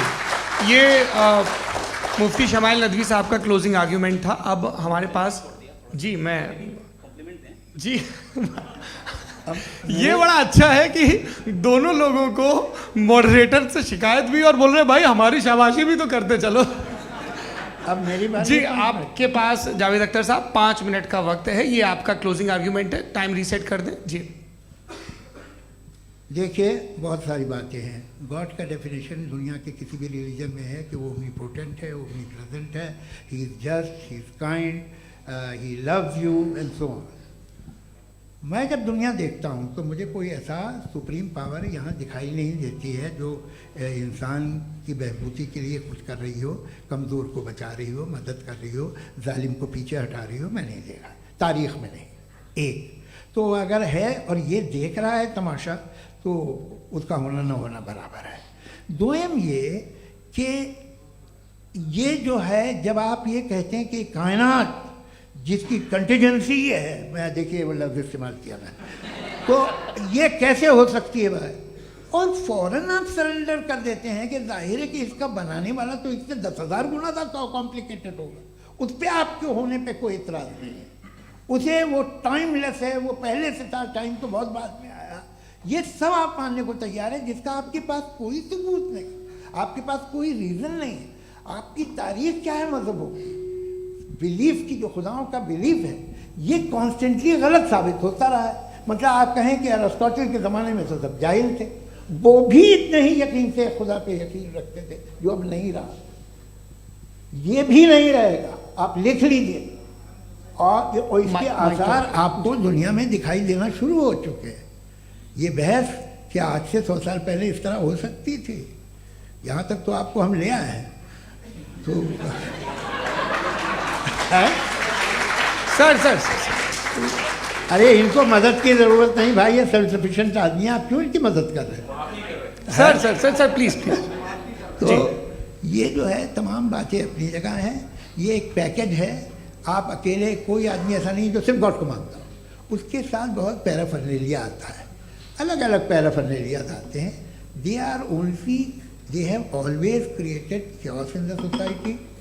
मैं तो आपको सीधा ऑफर देता हूँ कि दुनिया में 10 इम्पॉर्टेंट बिलीव्स हैं।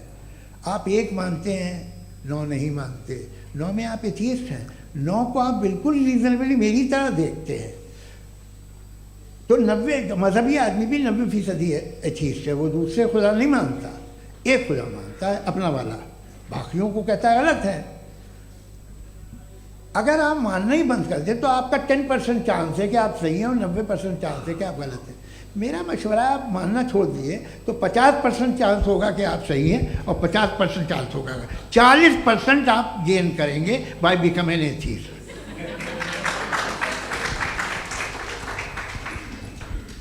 ये एक फरसूदा ख्याल है, ये ख़त्म हो रहा है। हो सकता है मेरी ज़िंदगी में ना हो, लेकिन ये हो जाएगा। जो बातें ये इनको आप मेटाफिज़िकल, ये वो ऐसे रिस्पेक्टेबल टर्म दे दिए, ये तो उन लोग के हैं जिन्हें ना फिज़िक्स मालूम थी ना मेटा मालूम था, ये उन्होंने आपको दिए हैं। जी बहुत शुक्रिया आप दोनों लोगों का। और अब इस बातचीत का आखिरी राउंड शुरू होगा, डज गॉड एग्जिस्ट की ये बहस मुफ्ती शमाइल नदवी और जावेद अख्तर साहब के बीच। आप लोग अपने अपने हाथ ऊपर करेंगे, मैं यहाँ से तय करूँगा। और माइक हमारे पास है क्या? एक ही माइक है ऑडियंस के लिए? 2 माइक है, एक इस तरफ एक इस तरफ, ठीक है। तो जी सबसे पहले हमारी सहयोगी हैं मारिया शकील जी, पूछिए सवाल।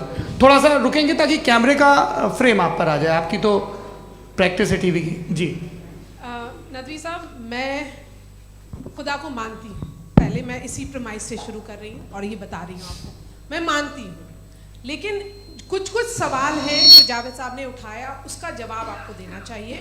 पहला सवाल ये कि गज़ा में सालों से छोटे बच्चे मर रहे हैं, वो उनको अगर खुदा मर्सीफुल है, हम मानते हैं कि अल्लाह ताला में बहुत ताकत है, तो वो बच्चे क्यों मर रहे हैं। दूसरी बात ये कि अगर कंटिजेंसी की जो आप बात करते हैं, पूरे मुस्लिम ममालिक मिल करके भी उन गज़ा के बच्चों को क्यों नहीं बचा पा रहे हैं, क्योंकि अगर वो चाहते, क्योंकि अल्लाह ताला उन पर हुकूमत करते हैं, सब पर हुकूमत करते हैं, तो वो उनको क्यों नहीं बचा। जी thank you. Thank you very much. बहुत अच्छा किया आपने इस चीज़ को जिक्र कर दिया, मैं इसको और अच्छे से एक्सप्लेन करने की कोशिश करता हूँ। देखें, जहाँ तक आपने कहा कि गज़ा के बच्चों को मारा जा रहा है, देखें दो वर्ल्ड व्यू है, एक एथीस्टिक वर्ल्ड व्यू, एक थीस्टिक वर्ल्ड व्यू है। बच्चे मर रहे हैं दोनों वर्ल्ड व्यू में, लेकिन हमारा वर्ल्ड व्यू कह रहा है कि रिकॉम्पेंस है, ये कह रहे हैं कि उनका मरना बेकार जाने वाला है, कोई उसका रिकॉम्पेंस नहीं है, चूंकि इनके यहाँ आखिरत और अल्लाह का कोई तसव्वुर या गॉड का कोई तसव्वुर नहीं है। आपने ये सवाल किया कि गॉड मर्सीफुल है, क्यों नहीं रोकता, ये मैंने बताया कि ये मिसकंसेप्शन है लोगों के दरमियान कि गॉड को सिर्फ मर्सीफुल और ओमनीपोटेंट समझते हैं। गॉड के सिर्फ यही दो एट्रीब्यूट्स नहीं हैं, गॉड के कई सारे एट्रीब्यूट्स हैं, उनमें से अल हकीम भी है, उनमें से ऑल वाइज भी है, ऑल नोइंग भी है। लिहाजा अगर इस दुनिया में किसी को तकलीफ आ रही है और गॉड उसको नहीं रोक रहा है, वो इसलिए नहीं रोक रहा है चूंकि इंसानों को फ्री विल दिया गया है।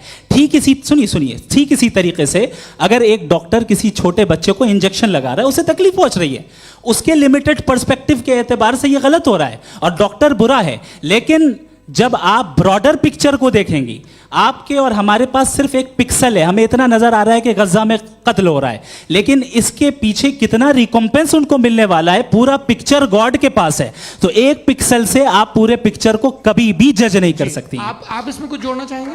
आपको कुछ बोलना है इसमें? भैया आपने बहुत अच्छा जस्टिफिकेशन दिया, या आप वो जो वहाँ के प्राइम मिनिस्टर इजराइल के उन्हें भेजिए, वो बहुत खुश होंगे। आप जस्टिफिकेशन दे देना कि अगर गॉड नहीं है तो बच्चे क्यों मर रहे हैं, आप बताएं। वो ये सवाल पूछ रहे हैं कि अगर आप ईश्वर का अस्तित्व नहीं मानते हैं तो उन बच्चों की मौत को आप कैसे इंटरप्रेट करते हैं? भाई ये दुनिया जो है, जो ताकतवर लोग होते हैं वो एक नाइंसाफी करते हैं। तो ये अच्छा काम है आपके नजदीक, तो नेचर नाइंसाफी पे मबनी है। अरे मेरे भाई, आप नेचर की कहाँ बात कर रहे हैं, तो इंसान की बात। तो फिर जब मैं इंसान की बात कर रहा था, आप नेचर की बात करने लग गए। क्रॉस एग्जामिनेशन नहीं। हाँ, अब आप मुझे बोलने नहीं देंगे तो अलग बात है, आप बोलिए, मैं मुझे कोई जल्दी नहीं। जी नहीं, ये क्रॉस एग्जामिनेशन बोल तो लेने दीजिए। जी बोलिए। क्या बात ये है कि ह्यूमन सोसाइटी तभी साथ में रह सकती है जब वो मोहब्बत से, एकता से, एक दूसरे के एहतराम करके रहे। इसके अलावा पॉसिबल नहीं है, अकेले तो इंसान रह नहीं सकता। वहाँ पर कुछ लोग हैं जो फाउल करते हैं, वो फाउल हमेशा से तारीख में होता आया है। आज ये हो रहा है, जो हो रहा है बहुत बुरा हो रहा है, बहुत जालिमाना है, बहुत जाबराना है। उसको आप कहें कि ये बच्चों को कॉम्पनसेशन मिल जाएगा या इसकी इंजेक्शन है, इंजेक्शन तो हेल्थ के लिए दिया जाता है। आप ये कह रहे हैं कि ये बच्चों की जो धज्जियां उड़ रही हैं ये इंजेक्शन है, ये टेस्ट है, ये टेस्ट है, और उस टेस्ट में उनको ऐसा रिकॉम्पेंस मिलेगा जो आपके तसव्वुर के बाहर है। ये आप 3 बरस के बच्चे को बारूद से उड़ा के टेस्ट ले रहे हैं। वाह, वो नहीं ले रहा है, खुदा नहीं उड़ा रहा है, इजराइल उड़ा रहा है। जी, ये तो उसको कंडेम अगला सवाल लेते हैं प्रोफेसर पुरुषोत्तम अग्रवाल। मुफ्ती साहब, एक निवेदन आपसे है कि कम से कम थोड़ा सा माइक क्लोज एक रिलीजियस और फिलोसफिकल कर मैं प्लीज। एक रिलीजियस और फिलोसफिकल ट्रेडिशन है जो ब्रह्मांड को यानी यूनिवर्स को ही अंतिम मानती है। सर्वम खलु इदम ब्रह्मम, this is Chandogya Upanishad, and it completely rules out the existence और नेसेसिटी, आपके शब्दों में necessity of a creator. The creation itself is the creator. तो एक मिनट प्लीज। दूसरा जो सवाल आपने अभी, जो आप बार बार कह रहे हैं कि भगवान विद्वान भी है, वाइज, सब जानने वाला, तो अगर विजडम में दुनिया भर के पापों और अत्याचारों को बर्दाश्त करना शामिल है, तो फिर इसका मतलब ये हुआ कि अगर मैं फ्री विल से उसको अपोज करता हूं तो ईश्वर की विजडम और मेरी फ्री विल में कॉन्ट्राडिक्शन है। Because when I am opposing whatever is happening in Gaza, then I am opposing the God's will. और गॉड्स विजडम, जवाब लेते हैं क्योंकि तो गॉड की विजडम, एक मिनट सर प्लीज सर। ये एक जुमला, गॉड की विजडम है कि गाजा में जो कुछ हो रहा है वो हो रहा है, मैं उसका अपोज कर रहा हूं, तो मैं गॉड की विजडम के खिलाफ जा रहा हूं। एक सवाल। दूसरा ये नहीं आपने दो ऑलरेडी सर आप और सवाल कर लें, लेकिन मुझे दो जवाब दे सर, दें। सर, पहले आपने ये कहा, सुनिए मेरी बात सुनिए। भाई इजराइल के गॉड के मुताबिक तुम्हारा ठीक हो रहा है ना? नहीं हो रहा है, ठीक नहीं हो रहा है, मैं बता रहा हूँ क्या हो रहा है। आप तशरीफ रखिए, मैं बता रहा हूँ क्या हो रहा है। Late me complete please. एक सेकंड गाइस, एक सेकंड। ये देखिए ऐसा है कि ये सब बड़ा आपस में विचार विमर्श के बाद ये तय हुआ था कि कुछ नियम बना लिए जाएं ताकि एक टाइम बाउंड बातचीत चले। और भाई साहब आप बड़ा जरूरी काम कर रहे हैं, लेकिन कैमरे के फ्रेम में आके उस काम को गड़बड़ कर दे रहे हैं। ठीक है गुरु, अब मेरे को कहीं का गुस्सा कहीं निकालना था, सॉरी। नहीं कोई गुस्सा नहीं है जी। तो प्रोफेसर ने सवाल पूछे, आप उनके जवाब दें, और थोड़ा ये सब लोग थोड़ा ख्याल रखें भाई, सवाल संक्षिप्त रखें जी। आपने दो सवाल किया। सबसे पहला ये कहा कि हमारे पास ये कॉन्सेप्ट है कि ये यूनिवर्स खुद नेसेसरी बीइंग है, creation itself is the creator. How irrational is this कि मैं एग्जिस्ट करूंगा बाद में, लेकिन अभी एग्जिस्ट कर भी रहा हूं, यानी एक ही टाइम में एग्जिस्ट भी कर रहे हैं, नहीं भी कर रहे हैं। This is not true. दूसरी चीज आपने कहा कि अगर इजराइल में, सॉरी माफ कीजिएगा, Israel doesn't exist, occupied Palestine में अगर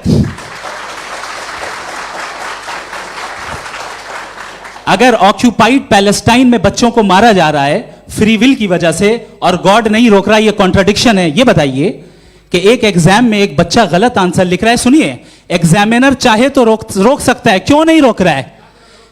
ये कॉन्ट्रडिक्शन है, ये कॉन्ट्रडिक्शन नहीं है। माइक नहीं सर, ये आपस में जी, ये क्या आपका सवाल? माइक दीजिए। फ्री विल दिया गया है टेस्ट के लिए, अकाउंटेबिलिटी के लिए। अगर फ्री विल नहीं होता तो आप कहते हैं हमें रोबोट बना दिया गया। नॉट मिसरिप्रेजेंट माय पोजीशन, आपकी जो भी पोजीशन, मैं अपनी फ्री विल के नाते, अपने ह्यूमन विजडम के नाते गाजा में हो रही अत्याचार का विरोध करता हूं। बिल्कुल करना चाहिए। आपके हिसाब से मैं गॉड की विजडम का विरोध कर रहा हूं? बिल्कुल नहीं, समाज हो रहा है गॉड की बिल्कुल भी नहीं, बिल्कुल भी नहीं। उसका वहां पर गाजा में कत्ल होना ये इंसानों के गलत इस्तेमाल का नतीजा है, फ्री विल के इस्तेमाल का नतीजा है। गॉड इसका हुक्म नहीं देता, उससे रोकता है। यही तो मसला है ना, आपके लिए कॉन्सेप्ट क्लियर है? नहीं भाई, आपने तो बताया था इंजेक्शन लगाने से बच्चे को तकलीफ होती है, ये इंजेक्शन लगा। सर आप ऐसे रेटोरिक स्टेटमेंट दें तब तो कोई मसला नहीं, आपने समझते बोला कि रहेंगे। Injection this is a rhetoric statement, this is not a logical argument sir. I am sorry, I am sorry. आखिरी 30 मिनट बड़े मुश्किल होने वाले हैं जी। मुफ्ती साहब आगे बैठे हैं, इनको माइक दीजिए। हाँ तरुण, माइक आप अपने पास रखिए, आपको कैमरे का फ्रेम पता है जी। सबसे पहले दोनों को मुबारकबाद। एक सर अपना आप नाम बता दें। आप अमेरिका में शिकागो में रहते हैं, इतना मुझे याद है। बताया आपको, यासिर नदीम अलवाजदी मेरा नाम है। जावेद सर आपसे एक क्वेश्चन है इन्फिनिट रिग्रेस के ताल्लुक से। एक हाइपोथेटिकल सिनेरियो है, मसलन अगर आप सर माइक थोड़ा सा प्लीज क्लोज रखिए जी।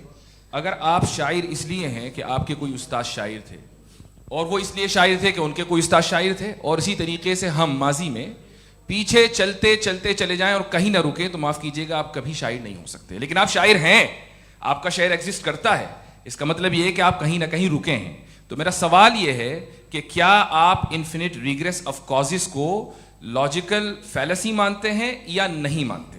हाँ या ना? मैं इन्हें लॉजिकल फैलेसी नहीं मानता हूँ, लेकिन मेरा प्रॉब्लम यह है कि जब मैं नहीं मानता हूँ तो I will continue with this logic जो फैलेसी नहीं हो।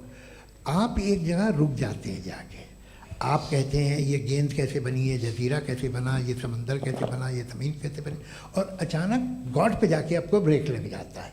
एक बार आप सवाल नहीं करते कि भाई इनको बनाने वाला तो इनसे भी कॉम्प्लिकेटेड होगा, वो कैसे बना, उसके बारे में आपने इत्मीनान कर लिया, वो हमेशा से है।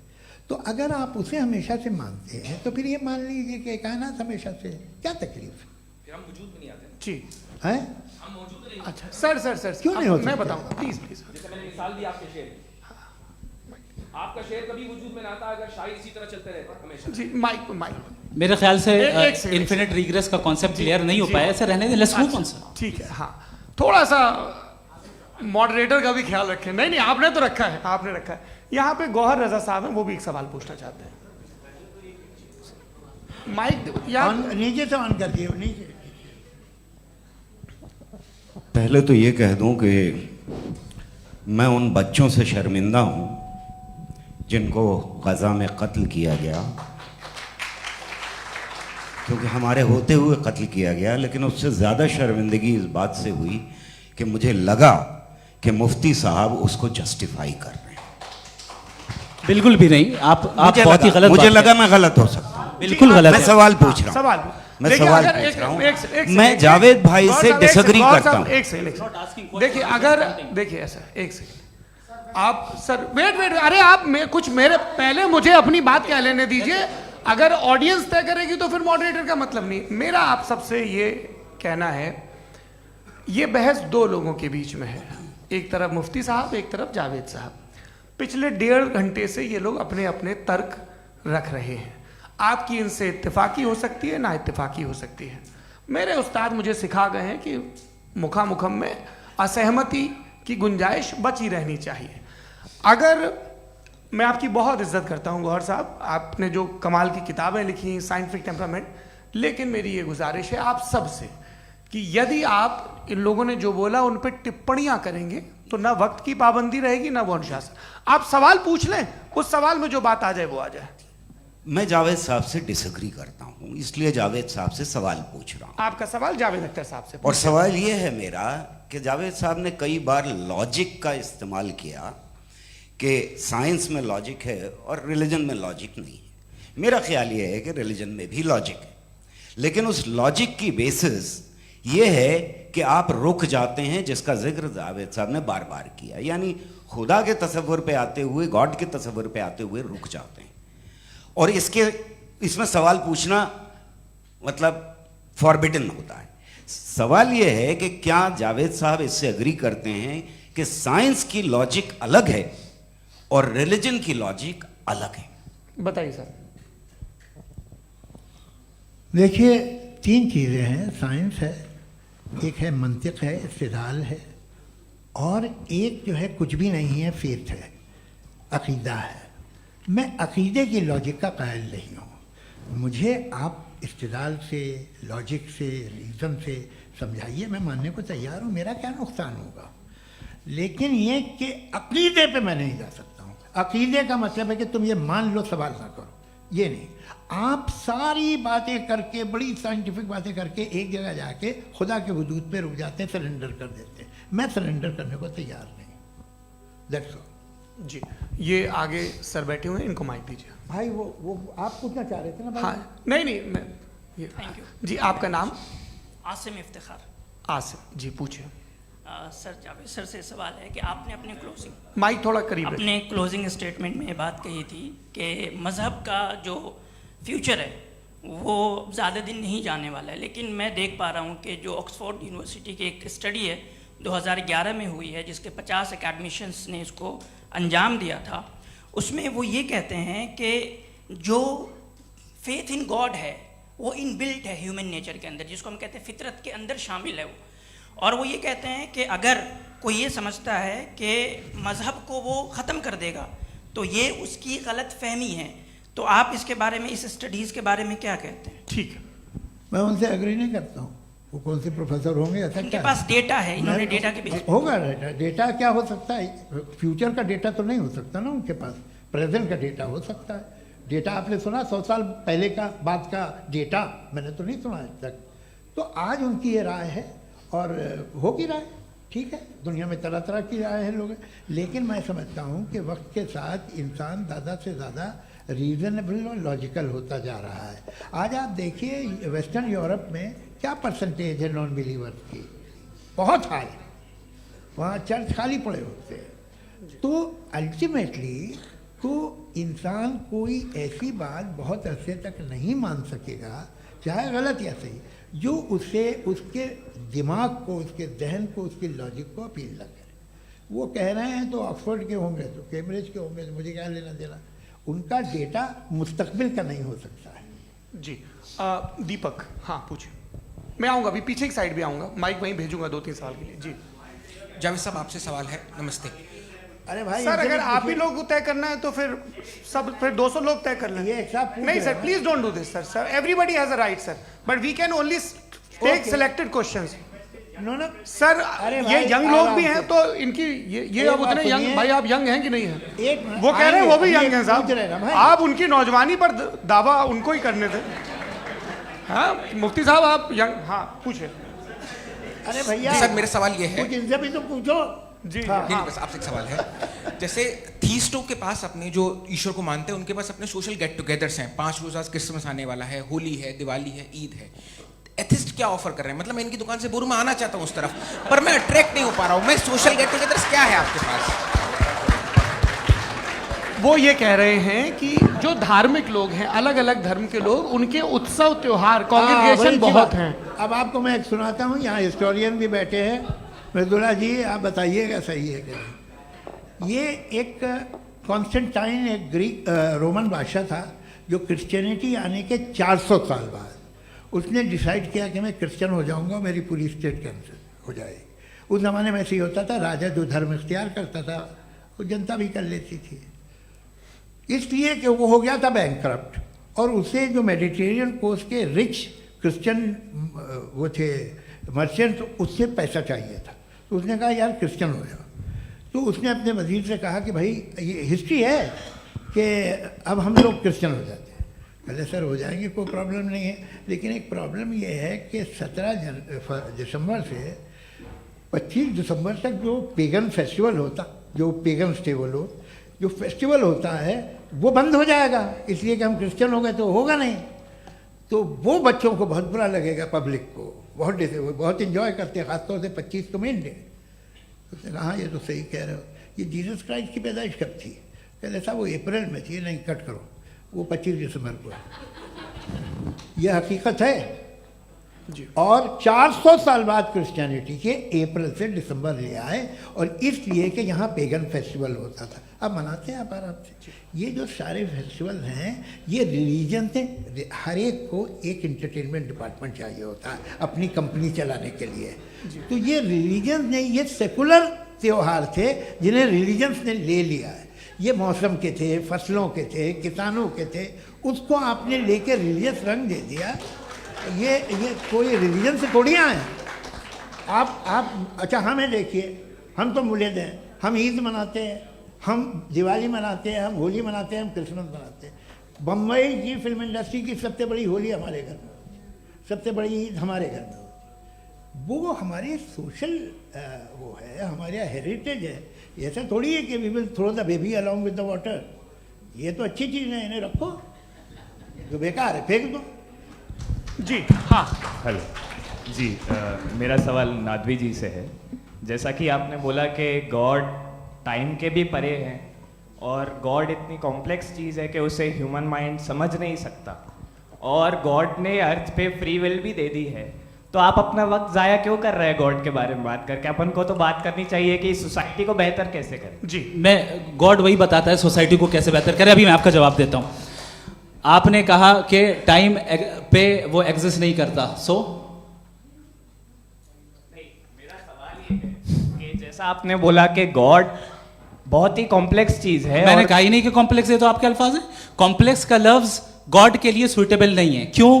क्योंकि कॉम्प्लेक्स वो चीजें होती हैं जो ऑब्जेक्ट हो। God is not an object जिसको आप इंस्ट्रूमेंट के जरिए लेबोरेटरी में जाके टेस्ट करें, oh it's very complex. No, वो कोई कार का इंजन नहीं है। मेरा वो फिलोसॉफिकली नेसेसरी बीइंग ऐसी बीइंग है जो सिंपल बीइंग है। हाँ, आप उसको मुकम्मल तौर पे उसकी तमाम हिकमतों को जान ले और हर चीज को जान ले, ये पॉसिबल नहीं है, क्योंकि वो ऑल वाइज है, आप ऑल वाइज नहीं है, और वो खुदा है, वो आपको सारी चीजें बता दे, ये जरूरी नहीं।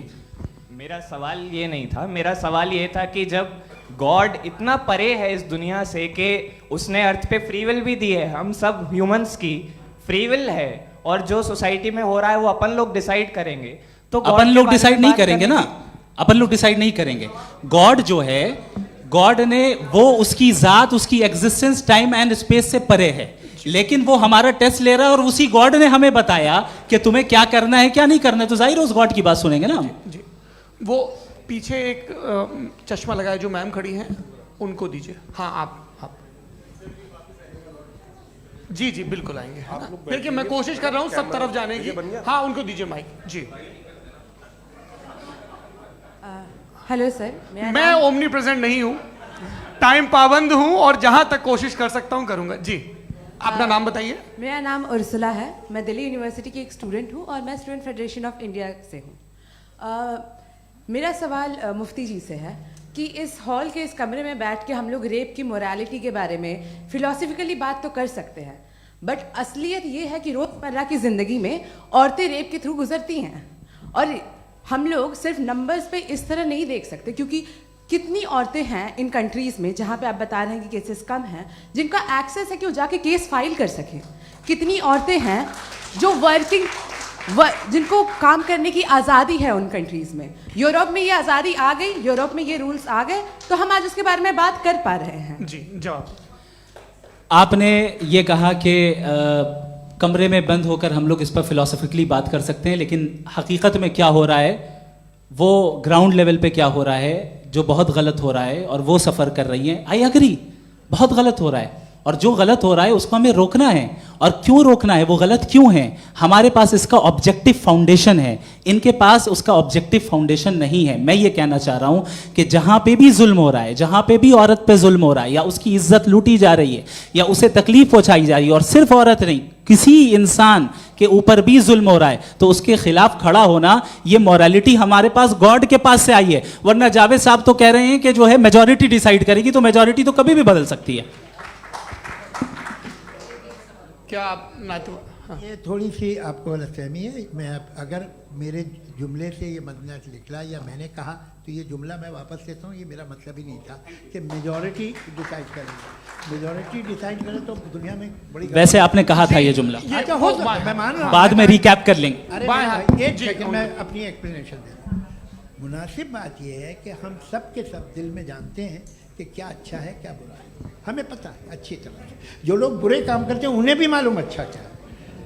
यही तो सवाल था हजरत, कि फिर ये मोरालिटी आई कहाँ से? Cross examination. हाँ जी, हाँ। मोरालिटी साथ रहने की डिजायर से आई, यानी साथ रहकर जो कुछ कह दे, जो कुछ कर दे, वो हो जाएगा। नहीं नहीं, तो आप कायदे से रह ही कर सकते हैं जब तक लोगों में मोरालिटी हो, वरना क्यास हो जाएगा। ये आपको कैसे पता?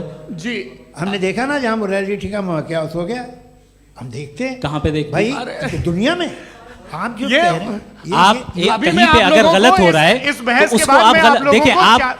आप एपिस्टेमोलॉजी की बात कर रहे हैं, मैं ऑन्टोलॉजी की बात कर रहा हूँ। मैं इस बहस के बाद आप दोनों लोगों को चाय पे होस्ट करूंगा, वहां पे क्रॉस एग्जामिनेशन कर लीजिएगा। अभी ऑडियंस का हक मार रहे हैं आप लोग भाई, सर जस्ट लोग हैं आप लोग। और ये भाई ये हाँ, उधर आएंगे, जी सर आएंगे। अच्छा सर, मेरा नाम लईकुर रहमान है और मैं अलीगढ़ मुस्लिम यूनिवर्सिटी का स्टूडेंट हूँ। और जहाँ तक मुझे पता है कि sir you are also product of Aligarh Muslim University. मैं भी उसी चमन का बुलबुल। हाँ सर, तो बहुत खुशी हुई मुझे जान करके कि मैं आपसे मिलूंगा। सवाल सर, मेरा सवाल यह है, सर सैयद अलैहि रहमा का नज़रिया ये था कि खुदा के वजूद को अक़ल के दायरे में रह कर के तलाश करना, न कि पूरी तौर से उसका इनकार कर देना। Sir, how will you define it? नहीं, तो ये तो आप इन्हें बताइए। ये सवाल आपसे खुदा का वजूद साबित कर रहे हैं। तो सर, आपने इनकार कर रखा है, इस वजह से मेरा क्वेश्चन उन्होंने यही एक सेकंड सर सैयद ने यही कहा ना कि अक्ल से आप खुदा के वजूद को साबित नहीं कर सकते, यही कहा ना भाई। वो उन्होंने कहा कर सकते हैं और वो कर दिया गया आज। वो फोन दो। तलाश करना या साबित करना अक्ल से नहीं हो सकता। अरे सवाल तो सुन लीजिए जी। अक्ल से नहीं हो सकता है, यही कहा ना आपने। अक्ल से हो सकता है, अरे वो यही कह रहे हैं भाई, आप बता रहे हो सकता है, वो तो कुछ और। आप अगर सर देखो नौजवान फोन ले लो, वो इतनी कमाल की यूनिवर्सिटी है। अरे भाई दे दो जरा, एक मिनट दे दो भाई, मेरी बात सुनो, माइक पे बोलो ताकि जो लाखों लोग देख रहे हैं। माइक दे दो ना। अरे देंगे ना माइक, तुम ठहरो तो। हाँ सर, मेरा सवाल ये था कि सर सैयद अलैहि रहमा का एक नज़रिया था अपना कि खुदा का जो वजूद है उसको अक़ल के दायरे में रह करके तलाश करना है, न कि पूरे तौर से इनकार कर देना है। ये उनका कॉन्सेप्ट था। लेकिन मेरा सवाल ये है कि आप इसको कैसे डिफाइन करते हैं, एक्सप्लेन कैसे करेंगे? मैं आपसे जानना चाहता हूँ, क्योंकि you are the product of Aligarh Muslim University. मुझे अक़ल के दायरे में रखे मैंने बहुत तलाश की, मुझे मिला नहीं। हाँ, ये इधर वो चश्मा लगाए जो, हाँ उनको दे दीजिए।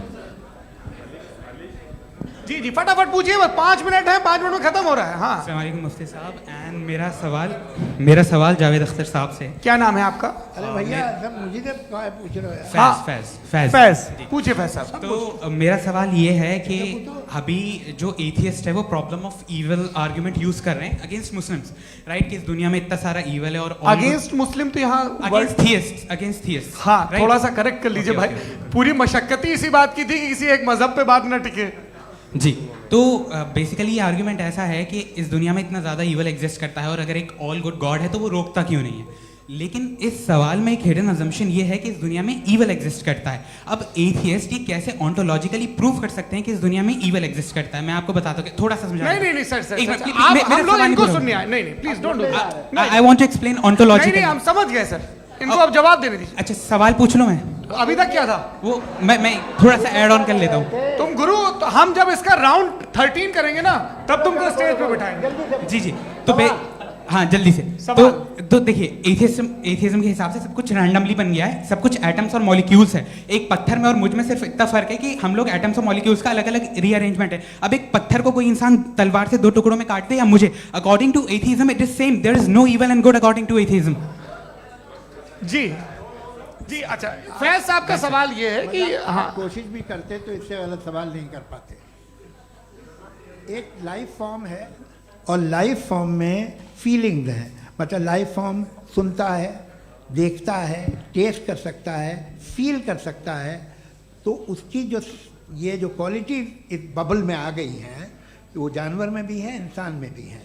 तो जाहिर है कि उसे कोई तकलीफ पहुंचेगी, तो चूंकि उसके पास वो सेंसिटिविटी है तो मैं करेगा।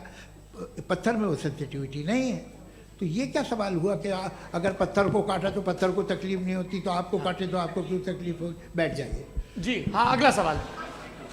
हाँ पूछे जी जावेद अख्तर साहब। अरे भैया सब आप लोग मुफ्ती साहब को छोड़ रहे हैं, मेरे ही पीछे पड़े हैं क्या? चलो बोलो भाई।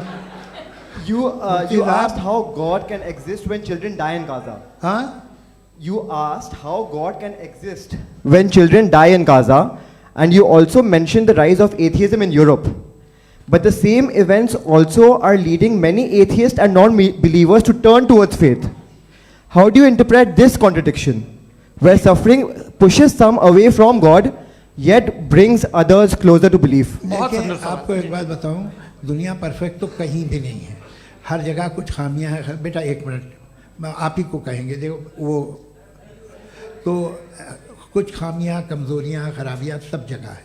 लेकिन अगर देखोगे ईमानदारी से कि दुनिया सबसे ज़्यादा महज़ब कहाँ है, एक आम शहरी को कहाँ हुकूक हासिल हैं, वो बोल सकता है, अपनी मर्ज़ी से काम कर सकता है, अपनी मर्ज़ी से राय दे सकता है, हुकूमत के ख़िलाफ़ बोल सकता है, बरसरे इक़्तिदार लोगों के बारे में बोल सकता है, सरमायादारों के ख़िलाफ़ बोल सकता है। तो आपको ये स्कैंडिनेवियन कंट्रीज़ में मिलेगा, वेस्टर्न यूरोप में मिलेगा। मैं नहीं कह रहा वो परफेक्ट है, बिल्कुल नहीं, वहाँ बहुत ख़राबियाँ भी हैं, परफेक्ट तो कोई नहीं। लेकिन जिन जिन मुल्कों में, लैटिन अमेरिका देखो, गल्फ़ देखो, वहाँ पर आपको ये ज़रूर है कि रेप नहीं होते होंगे। रेप की ज़रूरत क्या है भाई? उसको तो ख़रीद लो, घर में रखो, सड़क पर रेप करने की क्या ज़रूरत है? मगर सुनिए, मगर हकीकत ये है कि वहाँ शख्सी आज़ादी राय देने की, बोलने की नहीं है। जी ये एक आखिरी सवाल मुफ्ती साहब से। हाँ मैम, इनको माइक दीजिए। शुक्रिया। मेरा नाम मनीषा है, मैं हरियाणा से आई हूँ। मैं मुफ्ती साहब से एक बात पूछना चाहती हूँ। आप बार बार जावेद साहब को कॉन्ट्राडिक्ट तो कर रहे हैं कि आपने ये कहा, लेकिन आप भी अजम्पशंस के बेसिस पे बात कर रहे हैं। आपने खुदा के होने का कौन सा प्रूफ पेश किया है, खुदा की एग्जिस्टेंस का? अब इस सवाल को अलग रहने दीजिए, कौन एथीस्ट है कौन नहीं है। और दूसरी बात जो आपने एक छोटी सी कही थी कि ये फ्री विल का इस्तेमाल करता है इंसान अपनी, लेकिन उस फ्री विल का इस्तेमाल में मतलब खुदा ने ये दे दी सबको ये इजाज़त कि वो कितना घिनौनापन और कितने ज़्यादा ख़राब से ख़राब तरीके इस्तेमाल कर सकते हैं। जवाब सुनते जी।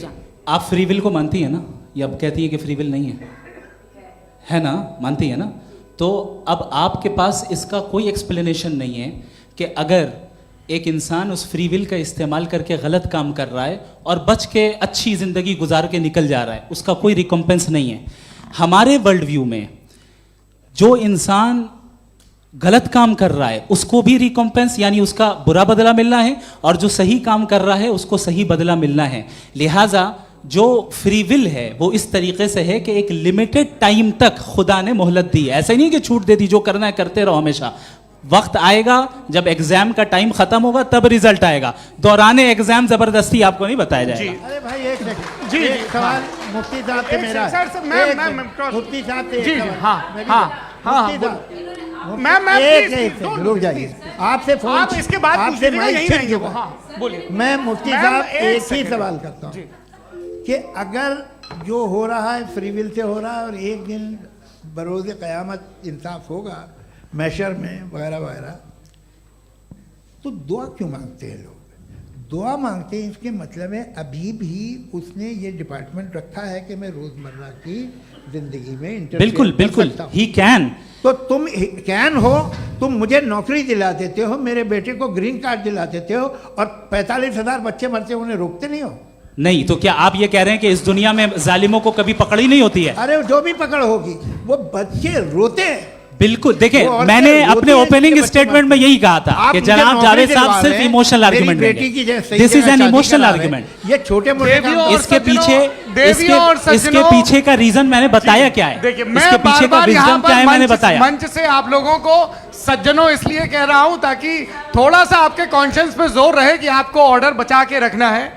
वक्त तय हुआ था, ये वक्त पूरा हुआ, आपने इतने धैर्यपूर्वक सुना, मैं आप सबका बहुत बहुत शुक्रगुजार हूं। यदि इन दोनों विद्वानों की इच्छा होगी तो कभी हम इस बातचीत का राउंड 2, राउंड 3, यही तो देखिए खूबी है इंसान की कि बहस मुबाहसे में वो पड़ा रहता है। आप लोगों ने बड़े धैर्य का परिचय दिया, बहुत बहुत शुक्रिया। इसी के साथ ये बातचीत यहाँ पे आप समाप्त लोग को होती है। मैं एक बात बता दूं, ये सारी बहस हो गई, अब मुफ्ती साहब और बड़े मुफ्ती साहब इन साथ के साथ मैं खाना खाने वाला हूँ।